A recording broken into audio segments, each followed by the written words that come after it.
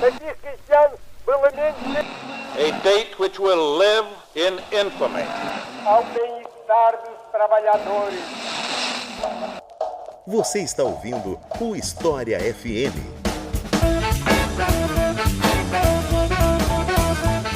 Salve, ouvintes do História FM, bem-vindos a mais um episódio do podcast do Leitura Obriga História. Eu sou Iclis Rodrigues e hoje vamos falar sobre peste negra ou peste bubônica. A gente ainda vai conversar sobre isso. E para falar sobre o assunto eu trouxe 3 pessoas. A primeira delas, alguém que já esteve aqui várias vezes, Rodrigo Prates de Andrade, e eu passo a palavra para o Rodrigo se apresentar para vocês. Bom dia, boa tarde, boa noite, ouvintes. Para quem já me conhece aqui de outros episódios, né, eu sou doutorando do programa de pós-graduação em História da Universidade Federal de Santa Catarina e atualmente também sou professor substituto da Universidade Federal da Bahia. E conosco pela primeira vez, Tupá Guerra. Então, Tupá, se apresenta aí pro pessoal. Olá, pessoas, tudo bom com vocês? Muito prazer, meu nome é Tupá Guerra, eu sou historiadora, meu doutorado foi sobre os manuscritos do Mar Morto e demonologia. Então, demônios não são exatamente a questão da praga e da peste e de outras coisas assim, mas desde que a gente está vivendo um mundo pandêmico, eu tenho me dedicado bastante a tentar entender um pouquinho mais de onde vêm essas outras pandemias do mundo. Então, estou por aqui, muito prazer a todos. E trouxemos também um reforço da área da biologia para ajudar a gente a entender toda a complexidade por trás desse evento, mais precisamente, Pirula. Se apresenta aí para quem ainda não te conhece. Opa! Prazer é todo meu, Iclis. Para mim é muito legal estar neste podcast pela primeira vez, não apenas como ouvinte, né?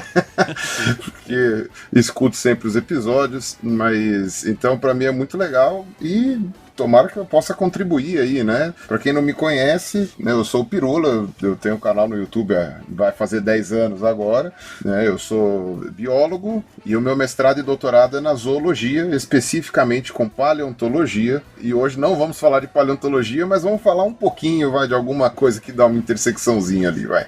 A gente vai pra paleogenética, a gente vai usar né? Tem um pouquinho, né? Chegar perto, né? Até porque, como tem rato envolvido e a possibilidade e tal, não sei o que, quando não é humano, pode cair ali, né? A paleontologia tá na borda ali. Então é isso. Vamos conversar um pouco sobre essa peste que devastou a Europa depois dos comerciais.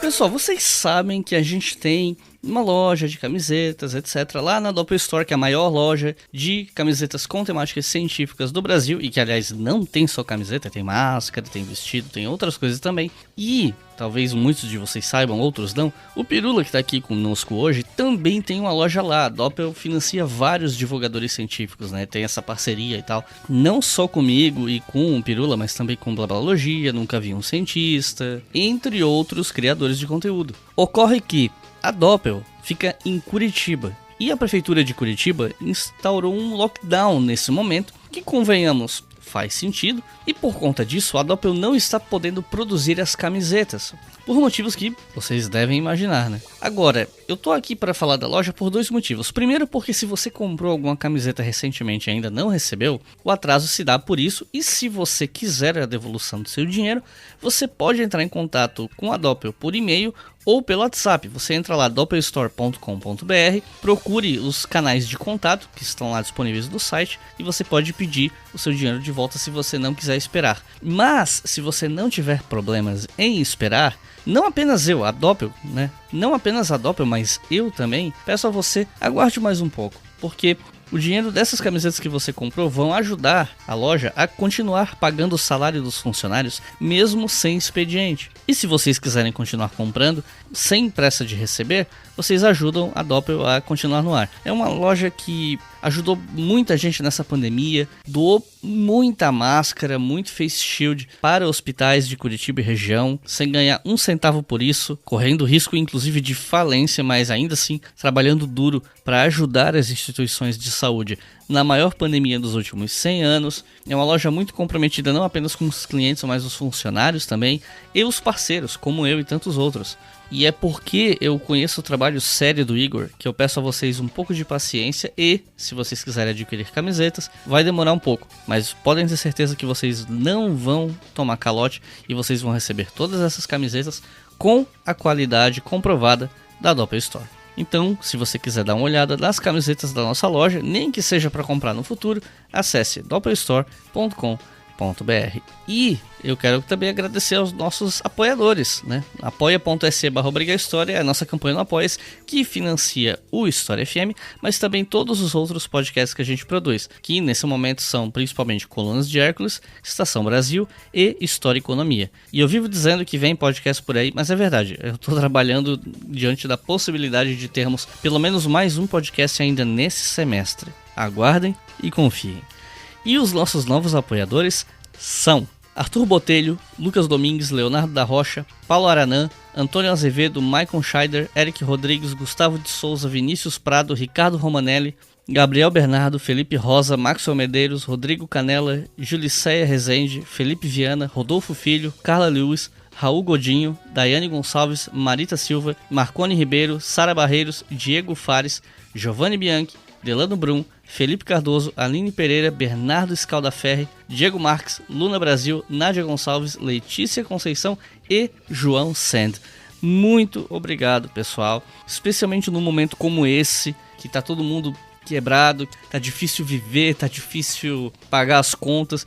Num momento tão difícil quanto esse, ter tanta gente que está disposta a financiar esse trabalho é uma coisa que eu tenho que agradecer todos os dias. E vocês fazem a diferença desse trabalho aqui. Eu só espero que a qualidade continue alta, espero que a qualidade desse podcast continue justificando o apoio de vocês e espero, principalmente, que o História FM continue ajudando a estudantes, professores e entusiastas de história Brasil afora por anos a fio. Um dia vocês vão olhar para o acervo do História FM de centenas de episódios, entrevistando centenas de estudiosos, especialistas e vão pensar, valeu a pena apoiar. Então, muito obrigado. E se você quiser nos apoiar, apoia.se/História. Com R$2 por mês você já nos ajuda. No fim do ano é R$24, é o preço de um hambúrguer. Dependendo de onde você for comer hambúrguer, nem isso, é até mais caro. E com R$5 por mês você pode ouvir o História FM, o Estação Brasil e o Colunas de Hércules com antecedência. Agora chega de papo e vamos pro episódio.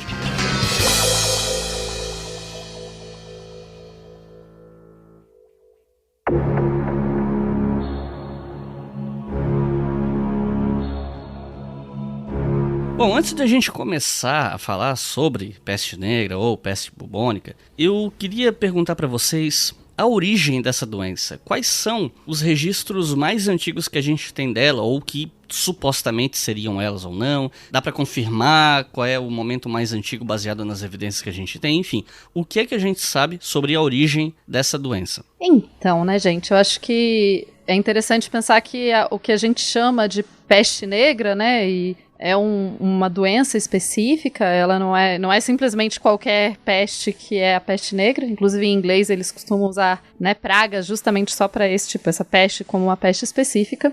E bem antes do século XIV, quando a gente fala ali da grande peste negra na Europa, a gente tem sim alguns outros momentos em que essa doença vai causar um certo problema. No caso, a praga de Justiniano, ela vai ser considerado a primeira vez que a gente tem alguma anotação sobre essa doença acontecendo em larga escala, embora boa parte das versões mais tradicionais desse momento costumam dizer de uma mortalidade enorme, pesquisas mais recentes já estão questionando um pouco isso, mas então a gente teria aí, final do Império Romano, a primeira vez que essa praga aparece. Olha o historiador que não usa data, né, gente? Peraí, deixa eu... Que absurdo isso. Mas assim, né, então seria a praga de Justiniano seria já no que a gente chama de... Seria o começo da Idade Média, Antiguidade Tardia, já no ano mais ou menos 500 e pouco, por aí. Só que, embora ela tenha sido um momento com uma mortandade alta, a gente não tem certeza de quantas pessoas morreram, por quanto tempo durou, tem várias questões.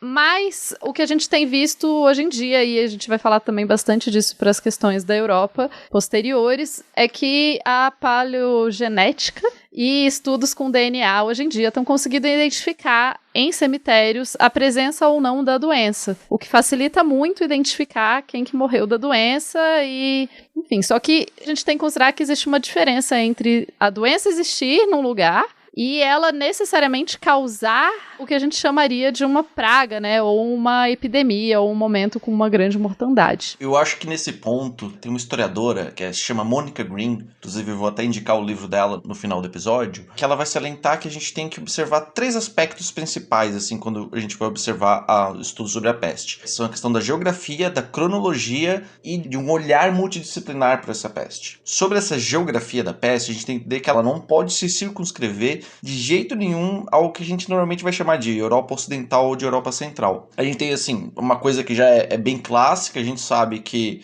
o Pirula me corrija se eu estiver errado, mas que as hipóteses principais é que a bactéria em si tenha surgido no Planalto Tibetano, só que a gente também não pode olhar só para o Planalto Tibetano, a gente tem que olhar para os microambientes da peste. E por que isso é interessante? Porque normalmente quando a gente vai pensar, se você procurar jogar no Google Imagens, mapa, peste negra, em qualquer língua, você vai achar basicamente um mapa do Mediterrâneo que olha um pouquinho para ali a Ásia Central, mas o foco é o Mediterrâneo. O foco é sempre pensar como a peste chegou na Europa, né? A gente não pensa todos os caminhos que essa peste fez. E aí essa historiadora tem até uma citaçãozinha dela que eu guardei aqui pra gente comentar, que ela é muito interessante. Que ela fala assim: embora os humanos estejam regularmente envolvidos na propagação da peste a longa distância, a Yersinia pestis, é o nome científico da bactéria, sobrevive porque se estabelece em microambientes que mais ou menos replicam aqueles de sua origem. E aí a gente vai ter desde marmotas e gerbos e porquinhos da Índia e cães da pradaria, que, segundo a historiadora Monica Green, eles acabam por ser mais importantes para a sobrevivência a longo prazo da bactéria do que dos próprios ratos. Então, ou seja, a gente tem que entender ela nessa questão macro e observar esses microambientes até chegar aos momentos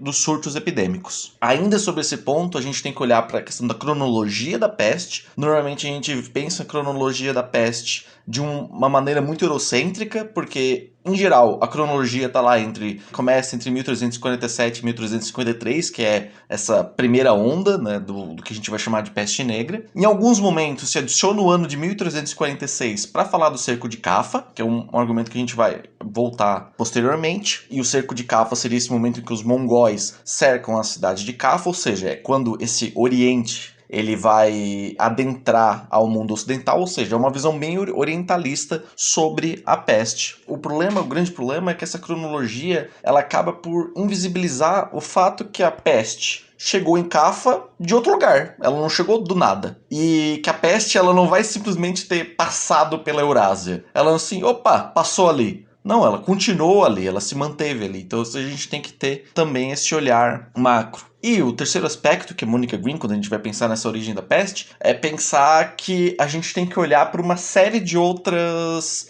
disciplinas para olhar a peste. A Monica Green ela vai citar a microbiologia, a paleopatologia, a entomologia, a bioarqueologia, antropologia, economia, a própria história. Infelizmente a Monica Green não citou a zoologia aqui, Pirula. Mas a entomologia tá dentro da zoologia, né? É verdade, mas é só inseto, ela não quis estudar rato, rato não é importante. Isso acontece. Que eu ia comentar que tem um outro artigo bem interessante que fala justamente dessa questão da gente considerar mais como que a peste existiu na Ásia, né? Que foi um estudo que foi feito em Iskikul, que é um lago lá na região, no que era um território mongol na época, né? E percebeu-se que em 1338 e 39 você tem uma mortalidade muito grande nessa região. E essa mortalidade, com os estudos nesse cemitério, né, começam a demonstrar que você tem sim então nessa área da Ásia Central, um momento de praga, né, e que seria então justamente pensar de onde vem ou como que funcionam essas pragas em outros momentos, porque existe muito a hipótese chinesa, né, como eles dizem, de uma origem chinesa da peste, que teria começado na China e tal, só que quando se analisa as fontes e os cemitérios, etc., do período Yuan, você percebe que você não existem, embora tenham algumas referências à doença, não tem a questão de ser uma doença no sentido assim devastador, que vai ter uma mortalidade muito grande e tudo mais. Mas, em 1333, você tem, então, alguns episódios entre soldados mongóis, e daí depois você tem essa evidência desses cemitérios na beira desse lago, que eu não vou conseguir falar novamente. Mas então, especialmente ali na parte, no Quirguistão e no Cazaquistão. Pois é, eu ia perguntar mais ou menos onde é que ficava, porque você tinha comentado que era uma região do Império Mongol, só que levando em conta que o Império Mongol foi o maior império de extensão territorial contínua do mundo, muita coisa ali no território mongol. Mas ok, agora tá mais claro. Não, isso, é ali no leste do Quirguistão. E também ali naquela região do Cazaquistão. E eles percebem que nos cemitérios, né, a partir de exames de DNA e outras coisas assim, que você tem, sim, algumas variantes da bactéria anteriores e diferentes da que chegaram na Europa. Então, você tem um desenvolvimento também, provavelmente grande e importante lá. Eles dizem que você chega a ter cerca de 620 túmulos de pessoas, é uma região pequena, e que falando justamente da peste, que provavelmente morreram da peste. Então, considerar, né, que a peste negra, embora se costume falar, a peste que atacou a Europa, parece que a peste sabia que a Europa ficava ali, né, e atacou a pobre Europa sozinha, mas aparentemente ela se desenvolveu em outros lugares. E eu acho interessante a falta de referências a grande mortandade na China, né? Então, que, não sei, possível que então ela tenha essa, não sei se é uma forma mais mortal dela, ou enfim, que se desenvolve em alguma outra região. Zé, se a Tupá falou que falou de paleogenética aí, tem um grupo de pesquisadores da Dinamarca, da França, enfim, do norte da Europa, que desde 2013 ou 15, se não me engano, estão coletando material genético de corpos bem antigos lá da Europa e da Ásia mais ocidental, e eles encontraram genética da Yersinia pestis, né, da bactéria, encontraram essa presença em pessoas de 5 mil anos. 5 a 6 mil anos de idade. Então é a evidência mais antiga da presença da bactéria. Novamente, como a Tupá falou, não quer dizer que porque tem a bactéria era uma epidemia ou alguma coisa assim, mas dado que existe acho que é o declínio do Neolítico da Europa, que é quando começou a assumir as culturas megalíticas lá da Europa, eles fizeram essa associação de que talvez o que tenha reduzido, né, esses povos ali do centro da Ásia tal, migrando para a região europeia, né, talvez os primeiros indo-europeus, sei lá, a morte em massa das culturas megalíticas poderia ter sido por causa da peste bubônica. A presença da bactéria nesse corpo de 6 mil anos não foi questionada. A evidência é bem forte, a datação é muito boa. A explicação que eles deram, se isso realmente ajudou na morte ou na redução populacional da Europa ali no Neolítico, quando sumiram as populações megalíticas, quando elas reduziram em número, aí essa explicação é só uma hipótese, é uma postulação deles, né? Mas isso não tá garantido. Agora é interessante saber que você já tem evidência e isso é uma coisa legal, eles apresentam uma filogenia da bactéria, né? Com todas as variantes antigas presentes e tal, não sei o que, eles fazem uma arvorezinha aí que tem muito a ver com isso que a Tupá falou agora, né? De tipo as variantes da Ásia, as variantes da Europa e tal, e eles chegam à conclusão de qual veio antes, etc, né? Por isso que é possível que tenha surgido mesmo lá na Ásia mesmo. E é interessante que esse artigo, né, que eu comentei, eles têm bem certinho, assim, né, quais as variantes, a NT5, 4, não sei o que, em quantos corpos, enfim, é todo esse tipo de pesquisa que, querendo ou não, é muito recente, né, que se possa fazer, que essas pesquisas ficou barato o suficiente para que se possa fazer isso num cemitério no Cazaquistão para saber qual foi a peste que matou as pessoas, né? Sim, é surreal tu ver a diferença de um livro sobre a peste dos anos 80, 90 para um livro sobre a peste feito desde 2010 para frente, assim. Ele é muito mais multidisciplinar, a pesquisa mudou completamente, né? E eu acho que é interessante também uma coisa que o Pirula falou, que é como se traça, assim, a presença da peste te permite traçar hipóteses sobre fim de sociedade, sobre transformação na própria sociedade. Eu li um texto recentemente que mostra, ele tenta traçar 3 hipóteses, como a peste de Justiniano foi muito importante para o mundo muçulmano para 3 fatores. O primeiro, que a peste ela foi muito forte, tanto entre os persas sassânidas quanto entre os bizantinos, e isso enfraqueceu eles, dentre outros tantos fatores, e isso ajudou a expansão dos árabes na região da Síria, ou seja, como eles já tinham morrido muita gente ali, facilitou a entrada da Síria. Só que a peste depois impediu a expansão do mundo muçulmano, ou seja, começou a morrer muita gente entre eles também. É legal pensar como a peste, vão se traçando hipóteses para declínio da sociedade, espaços de vazio de poder onde outras sociedades podem aparecer, se fortalece outras. Esse é um tipo de hipótese que vai aparecer em vários momentos quando se trata de doença, né? The Khan, at this point, disgusted and revolted by the smell, gave the command to load the corpses onto catapults and then had them launched into the city. His hope was that the smell would accomplish what his army couldn't, that is, to drive the inhabitants to surrender. E aproveitando que a gente está falando sobre trajetória da doença, locais onde ela se aloca e tal, a gente já, né, o Rodrigo tinha comentado sobre o segundo cerco de Cafa, né? E então, só para dar uma situada em quem está ouvindo, ele teria acontecido em 1345, na cidade de Cafa, que fica na Crimeia, e atualmente é a cidade de Teodósia. Essa cidade já tinha sido atacada pelos mongóis antes, mas os habitantes de Cafa conseguiram repelir o cerco. Aí os mongóis tentaram de novo, e eles teriam usado como tática de cerco jogar cadáveres, né, de pessoas que morreram de doença, etc., dentro da cidade. E existe essa teoria de que os habitantes de Cafa que fugiram pelo mar levaram a peste consigo por conta dessa tática que os mongóis usavam para atacar a cidade. E aí esses navios que saíam de Cafa teriam levado a doença para a Europa. E eu sei que especialmente o Rodrigo leu alguma coisa sobre isso e questiona essa hipótese, né? Então, qual é o problema com essa hipótese? Afinal, ela é ou não é verossímil? Tem muitos olhares que a gente pode lançar sobre o cerco de Cafa, né? Como o Euclides apontou, o cerco de Cafa ele começa em 1345, termina em 1346, justamente por causa do surto da peste. Lembrando que já tinha, o Euclides também apontou isso, que anos antes já tinha havido uma tentativa dos mongóis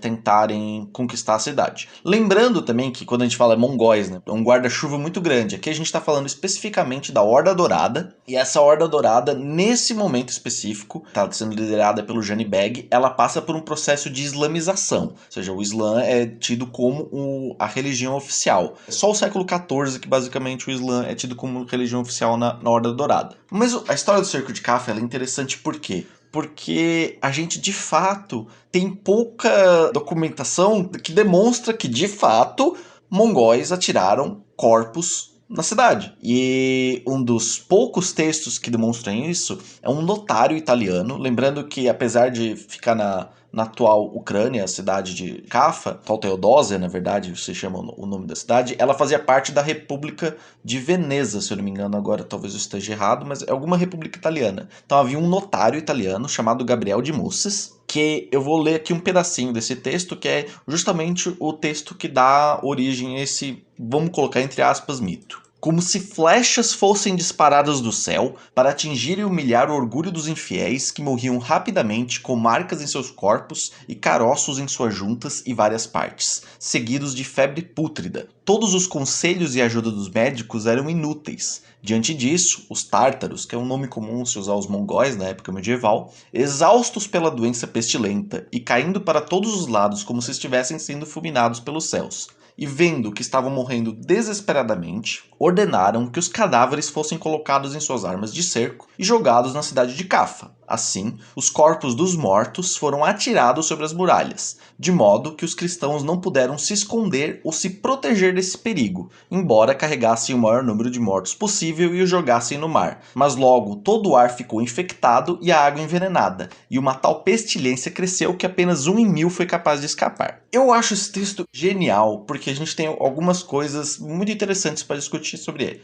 O primeiro é que ele tem uma descrição quase que clássica dos sintomas da peste bubônica. Então aqui a gente pode dizer que possivelmente, no caso de Cafa, a gente tem bem essa presença da variante bubônica. O segundo é que a peste ela aparece como uma ira divina. Isso, tanto entre os cristãos quanto em outros povos, vai aparecer isso como um castigo. É uma punição, que às vezes é direcionada para o próprio povo, mas também com os povos inimigos. Ou seja, se usa um argumento religioso para explicar por que a peste começa. Só que eles não vão poder falar que, ela está atingindo os meus inimigos, mas começou a me atingir também. Como é que explica isso? E aí é importante falar que reinava entre ali a medicina que era utilizada no mundo cristão, assim, principalmente na elite, era uma medicina que a gente chama de hipocrático-galênica, que tem sua origem, já como o próprio nome fala, tanto em Hipócrates quanto em Galeno, ou seja, é uma medicina antiga. E também nessa época tinha uma influência muito importante do Ibn Sina, né, que é aqui o Avicena, que a gente conhece como nome mais portuguesado. E o que é essa medicina hipocrático-galênica? Ela defendia a teoria do miasma, que é coisas que estão em decaimento, corpos que estão apodrecendo, cheiro ruim, coisas similares poderiam corromper o ar, ou seja, o ar está corrupto, e assim a pessoa fica doente. Tanto que, acho que todo mundo que vai lembrar daquela máscara muito da hora, que parece um bico de ave, que não é medieval, aquilo é uma máscara usada no período moderno, que eles preenchiam aquela máscara com ervas, não é porque havia uma noção de que, sei lá, uma variante pneumônica pudesse ser transmitida daquela maneira. É porque se botava ervas com um cheiro bom, porque o cheiro bom ia afastar a possibilidade da pessoa se infectar dessa maneira. E aí nesse ponto aparece, quando a gente fala do cerco de Cafa, é muito comum a gente usar o termo guerra biológica. Você vai em documentário, assim, no mesmo lugar que a gente vai ver sobre aliens, a gente vai ver guerra biológica, mongóis e Cafa. Sendo um historiador, a gente tem que entender que não, de jeito nenhum a gente pode chamar aquilo de uma guerra biológica, justamente porque eles não tinham a noção de que ela fosse transmitida por uma bactéria. Eles nem sabiam que era bactéria. Exatamente. Não existia a noção de bactéria. A própria bactéria da Yersinia pestis foi descoberta só no final do século XIX. E como entre os cristãos havia só essa noção do ar corrupto, e entre os mongóis muçulmanos, a Horda Dourada, a gente não tem aqui como saber exatamente quais eram as práticas médicas. A gente sabe que no mundo muçulmano, naquele momento, se condenava a ideia de contágio. No mundo muçulmano se tinha a ideia de que a peste ela era uma ação divina e que Deus enviava gênios, djinns, e esses djinns espetavam as pessoas e assim as pessoas contraíam a doença. Essa é a medicina profética, é a medicina que, principalmente após o século XII, XIII, vai ser quase que majoritária no mundo muçulmano. Só que a medicina hipocrático-galênica, que também era importante para o mundo muçulmano, permanece, e aí a gente não consegue dizer se eles acreditavam sim ou não se o ar corrupto e esses corpos apodrecidos poderiam transmitir ou não a doença. E aí mesmo que eles acreditassem, a gente poderia nesse caso chamar de uma guerra miasmática. Só que não dá pra falar de uma guerra biológica, porque a gente tem que forçar muitas barras para acreditar no cerco de Cafa. A gente tem que acreditar nesse texto, a gente tem que acreditar que os mongóis reconheciam essa forma de transmissão. O que a gente tem de mais provável, né? Vocês podem estar imaginando, um cerco é uma coisa que demora muito tempo. Nesse caso aqui a gente tem um cerco que demora um pouquinho mais de um ano. Acho que são 13 ou 14 meses de cerco. Nesse cerco tem muitos grãos, tem que manter mantimentos, tem que alimentar teu exército. E onde tinham esses grãos, possivelmente haveriam ratos. E aí, possivelmente, esses ratos que estavam contaminados atravessaram as muralhas da cidade e contaminaram as populações de ratos da cidade de Cafa, que por sua vez, depois de um tempo, contaminaram a população de Cafa. E aí a gente cai num último problema. É porque a cidade de Cafa, mesmo que a gente admita tudo isso, o cerco de Cafa ele não explica o espalhamento da doença. Como a gente já pode perceber, a gente está falando de um universo onde o comércio ele é pulsante. A gente tem normalmente essa imagem da Idade Média mais parada, mas ali a gente está falando de um comércio pulsante. A cidade de Cafa era uma cidade portuária, o comércio era essencial. Então, muito provavelmente, a contaminação no lado europeu se deu muito mais por comércio do que necessariamente pelo cerco de Cafa. É mais um modo de construir um mito bem orientalista que o mal vem do Oriente, né? Ou seja... E eu acho que é interessante, né? Eu imagino que os ouvintes daqui já estão muito acostumados com isso, mas é interessante, trabalho fundamental do historiador, é questionar as fontes, né? Porque todo texto e tudo que é escrito por um motivo e com algum objetivo, né? Então, para quem só, então, com certeza esse texto prova que não prova nada. Prova que alguém escreveu esse texto e que essa pessoa achou que essa era o que tinha acontecido.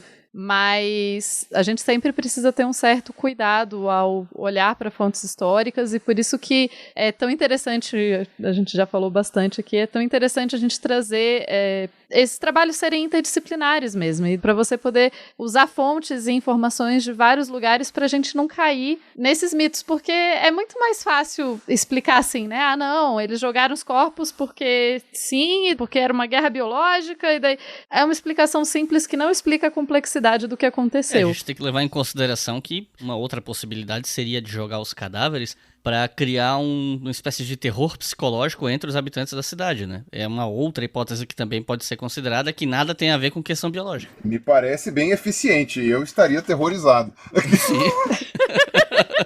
Eu devo dizer que isso de fato acontece, e isso não é nenhuma exclusividade dos mongóis. Eu lembro que um dos primeiros documentos que eu li na minha vida, eu me lembro que, nossa, parece que eu tô vendo O Senhor dos Anéis. Havia um cerco, houve uma resistência, os cristãos venceram essa resistência, cortaram a cabeça de 500 muçulmanos, colocaram nas suas catapultas e arremessaram na cidade 500 cabeças. Olha aí, que agradável. Corre pra tirar as roupas do varal que tá chovendo cabeça. Eu não conheço muito a fundo, né? Vou confessar que não conheço muito a fundo a literatura de cercos medieval, mas na antiguidade a gente tem vários topos literários, né? Tem vários clichês literários que são repetidos em todo cerco. Então, assim, um cerco não é um cerco que se preze se os relatos que falam dele não tem pelo menos um infanticídio, não tem algum caso de canibalismo. Tudo isso era meio que toda vez que alguém descrevia um cerco, esse tipo de história terrível era contada. Então eu não sei também até que ponto jogar cadáveres por cima do muro e tal, não era uma forma comum de se falar de cercos, ou mais do que necessariamente algo que sempre acontecesse, alguma coisa que todo mundo esperava que acontecesse num cerco, entende? Sim. Isso é uma hipótese bem plausível, inclusive, esse tipo de coisa, esses topos dessas narrativas, principalmente narrativas de guerra, nessas crônicas de guerra, isso era muito comum.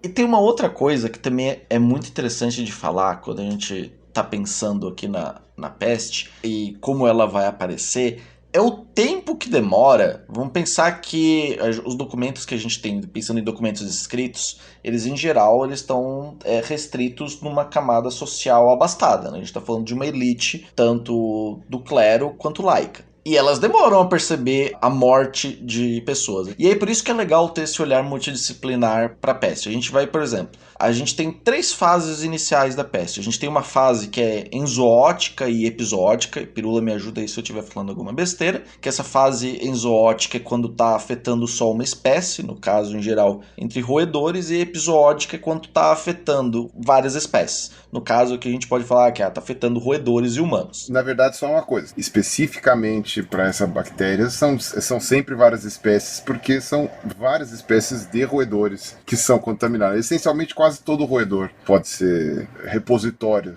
dessa doença. Num texto que eu li, por exemplo, camelo pode ter a peste, e há uma prática comum no mundo árabe, tu comer camelo. Tu pode ter uma variante gastrointestinal da peste ainda. Eu vi também que gato morre às vezes, cachorro também, mas essencialmente o repositório dessa doença originalmente vai estar em roedores em geral, né? Não necessariamente no rato, nas espécies de rato doméstico que a gente tem, mas essencialmente em roedores em geral. Aí você tem uma outra fase, que é uma fase endêmica, que a gente tá circulando entre humanos, só que assim, ela não tá circulando na cidade inteira, ou seja, tá circulando numa família, numa rua, no máximo assim, num bairro. E depois você tem uma fase epidêmica, que é quando começa a pular em várias ruas, vários bairros, várias famílias. E aí isso tem um tempo, por exemplo, assim, são estimativas óbvias, mas mais ou menos entre a dizimação dos ratos e os primeiros casos humanos, a gente tem um recorte de 15 dias. Aí a incubação da doença, em geral, em termos de estimativa, varia de 3 a 5 dias.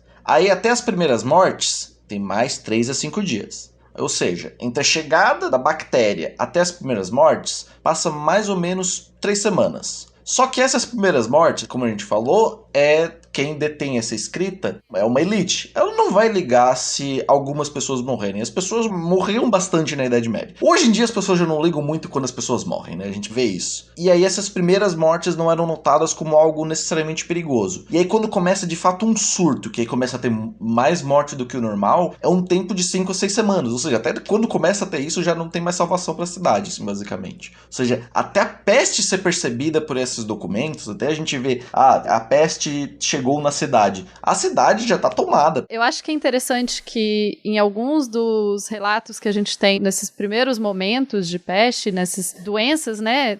Essa não é a única doença que atacava, que acontecia, né? Não é a única doença que chegava nas cidades e matava uma galera nas cidades. Então, não dá pra gente simplesmente olhar pros documentos e olhar, tipo, tem uma grande mortandade nessa época. Peste.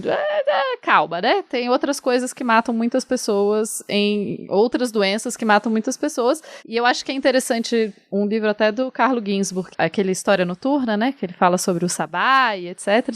Ele mostra muito como, a princípio, tem uma doença, uma das culpas iniciais é sempre, os leprosos envenenaram a água, costuma muito ser a água, né? Os leprosos envenenaram a água e estão tentando matar todos, ou os judeus estão tentando matar todos. Então, eu acho que é interessante lembrar que você tem diferentes respostas e não necessariamente a elite vai escrever sobre todas as vezes que tem doença rolando na cidade, porque tem doença que acontece, mata a gente. Não é exatamente uma preocupação das pessoas sempre. Mas já que a gente tá falando de doença, eu queria perguntar, de uma maneira mais específica, né? O Rodrigo já comentou sobre o tempo que leva para a doença se manifestar, as mortes e tal, mas o que exatamente essa peste faz no corpo? Qual é o efeito? Qual é a progressão da doença? O que essa peste fazia com as pessoas? Essencialmente, primeira coisa, ela não fazia. Infelizmente, ela ainda faz. Você ainda tem países com surto de peste bubônica. Hoje, especificamente, 3 grandes locais, né, de surto, que é Madagascar, aquela região ali do sudeste da República Democrática do Congo e a Zâmbia, e o Peru. Né, já tem um foco de peste bubônica na América do Sul, aqui vizinho da gente, né, então infelizmente não acabou. Mas hoje a gente tem antibióticos, que essencialmente é aquilo que mais, é o único jeito, na verdade, de tratamento efetivo que existe. Então antes da invenção dos antibióticos, a coisa era roots mesmo, o bicho pegava. O que acontece? A bactéria da peste bubônica, ela é terrível, tá? A Yersinia, ela faz mal pro rato, pro roedor, enfim, para qualquer outro intermediário, faz mal pro ser humano, faz mal pra pulga, que é o que faz a ponte, né? Porque o que acontece? O ciclo, né? Que, enfim, no final do podcast a gente pode comentar sobre pessoas que estão questionando esse ciclo, mas o ciclo é real, ele existe de fato. Estão questionando a relevância dele, mas o ciclo é essencialmente a bactéria, ela é uma bactéria de pulga de roedor. Então ela passa para o roedor e para a pulga do roedor, tecnicamente fica só ali na população de roedores, é uma doença de rato, né, não só das espécies domésticas, e nós seríamos hospedeiros secundários, alguma coisa assim, né? Nós ou qualquer outro bicho, mas especificamente a gente, né? A gente estava falando, né, outros mamíferos. Mas o que acontece? Essa bactéria, ela na pulga, ela gera um coágulo no esôfago da pulga com o sangue do rato que ela acabou de chupar. E quando ela vai picar o ser humano depois, né, porque é assim que ela contamina, né, o sangue do ser humano os que ela chupa é que faz aquele coágulo que está impedindo ela de se alimentar, faz com que aquele coágulo saia, né, e por causa da anatomia bizarra das pulgas, ele acaba entrando no corpo, né, do ser humano. Quando essa bactéria entra via pulgas, né, geralmente, né, o caminho que ela percorre é ir até os nódulos linfáticos, né, o nosso sistema linfático, que armazena boa parte das nossas células de defesa, e lá nesses nódulos, o que a bactéria faz é impedir a comunicação do sistema de defesa e, portanto, impedir que essas bactérias sejam fagocitadas, né, sejam destruídas pelo sistema imunológico. Então elas ficam lá inflamando os nódulos linfáticos. Eles vão enchendo, você começa a ver vesículas bem grandes que aparecem no lugar dos nódulos linfáticos, né? Então, principalmente na virilha, né, naqueles nódulos da virilha, e quando esse nódulo fica muito cheio, ele estoura, muitas vezes para fora, né, do corpo da pessoa, então abre umas feridas horríveis, cheias de pus, que começam a vazar, e isso são os bulbos, né, por isso que é chamado de peste bubônica, né, os bulbos são exatamente esses vasos, esses nódulos linfáticos inchados, purulentos, vazando, nojentos. E quando isso acontece, eventualmente depois vai cair na corrente sanguínea, tudo isso daí, pode chegar nos pulmões, e aí que é chamada de, oh meu Deus, de peste, ai meu Deus do céu, a doença... Peste pneumônica. Pneumônica, isso, pneumônica, me veio pneumática na cabeça, não, mas não é... não chega tanto.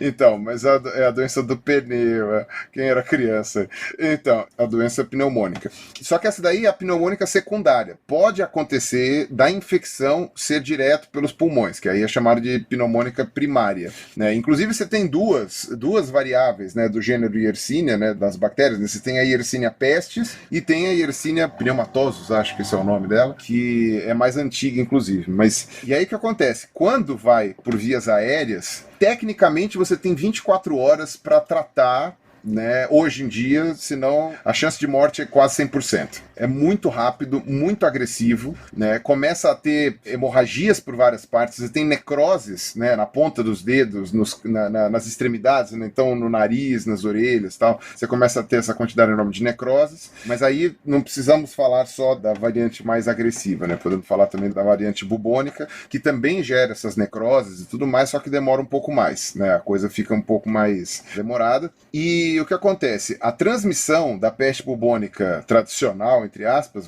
é através das pulgas ou através do contato com as pessoas que morreram, né, com a peste, ou encostando nesses nódulos aí, nessas feridas da pessoa, né, que podem estourar pela cara também, enfim, a coisa começa a ficar bem feia. Essas são as maneiras de contágio. Quando a gente está falando da peste, oh meu Deus do céu, pneumônica, né, quando a gente está falando da peste pneumônica, aí é perdigoto, é só estar no mesmo ambiente, aí vira que nem o coronavírus agora, né, você está no mesmo ambiente, sem máscara, sem proteção, sem nada, a pessoa respirou, tossiu, qualquer coisa assim, você pegou. Então essa é a variável mais agressiva enfim, dependendo da agressividade, a gente pode dizer que a peste bubônica pode matar em até 3 dias, né? Se for uma coisa se for uma infecção muito violenta, ela pode matar com uma velocidade muito grande, né? Então, essencialmente é um cenário muito feio. É um cenário muito feio, muito desagradável e preocupante, né? Porque se você encostar nos corpos, você está transmitindo a doença, né? Essencialmente aquela pilha de corpos que vai se acumulando aumentam a facilidade de mais pessoas se contaminarem, né?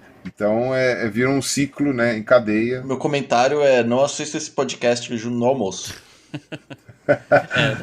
Não recomendo.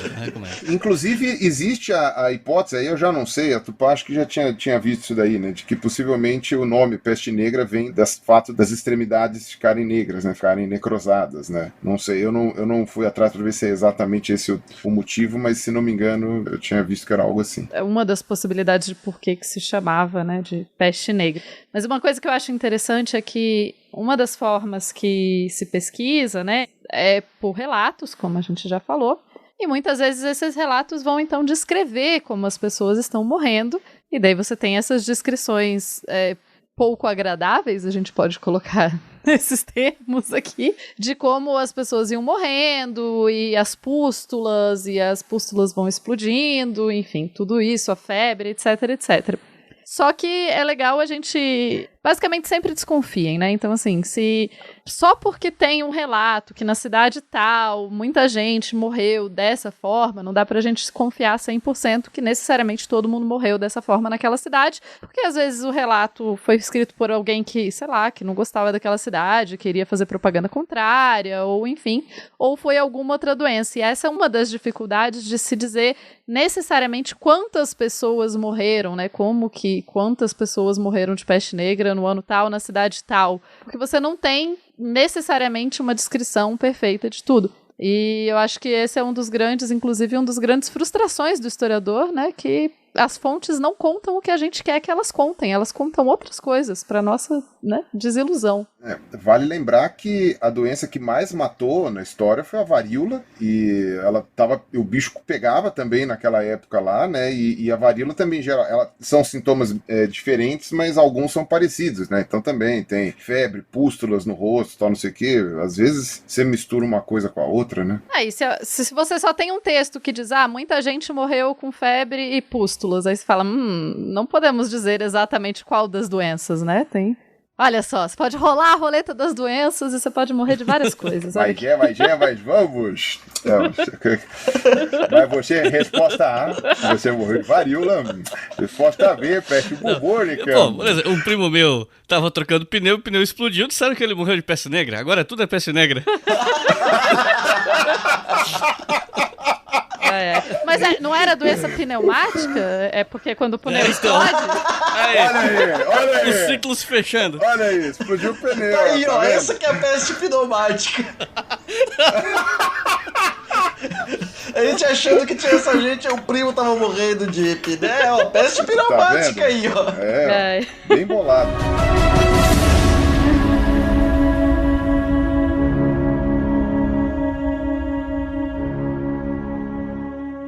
Você está ouvindo o História FM.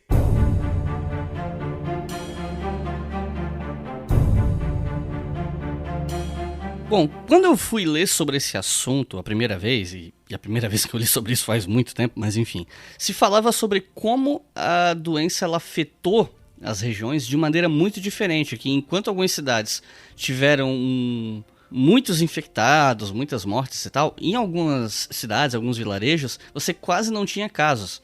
Alguns vilarejos se isolavam mais, não permitiam viajantes, tinha uma certa variação. Mas independente disso, o fato é, muita gente morreu. E as estatísticas, elas são sempre difíceis, se até em situações modernas é difícil ter estatísticas muito precisas sobre as coisas, né?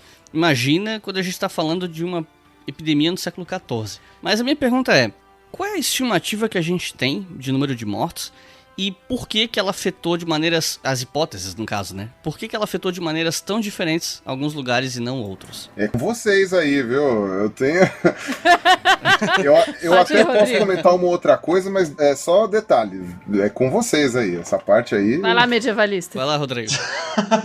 Sobrou essa pra mim, hein? Segura a pica aí. Essa pica é minha, né? Exatamente. Bom, o que a gente pode dizer, assim, em um primeiro ponto é que, assim, a gente sempre tem que desconfiar de estatística. Por exemplo, assim, a gente tem que desconfiar de estatística hoje.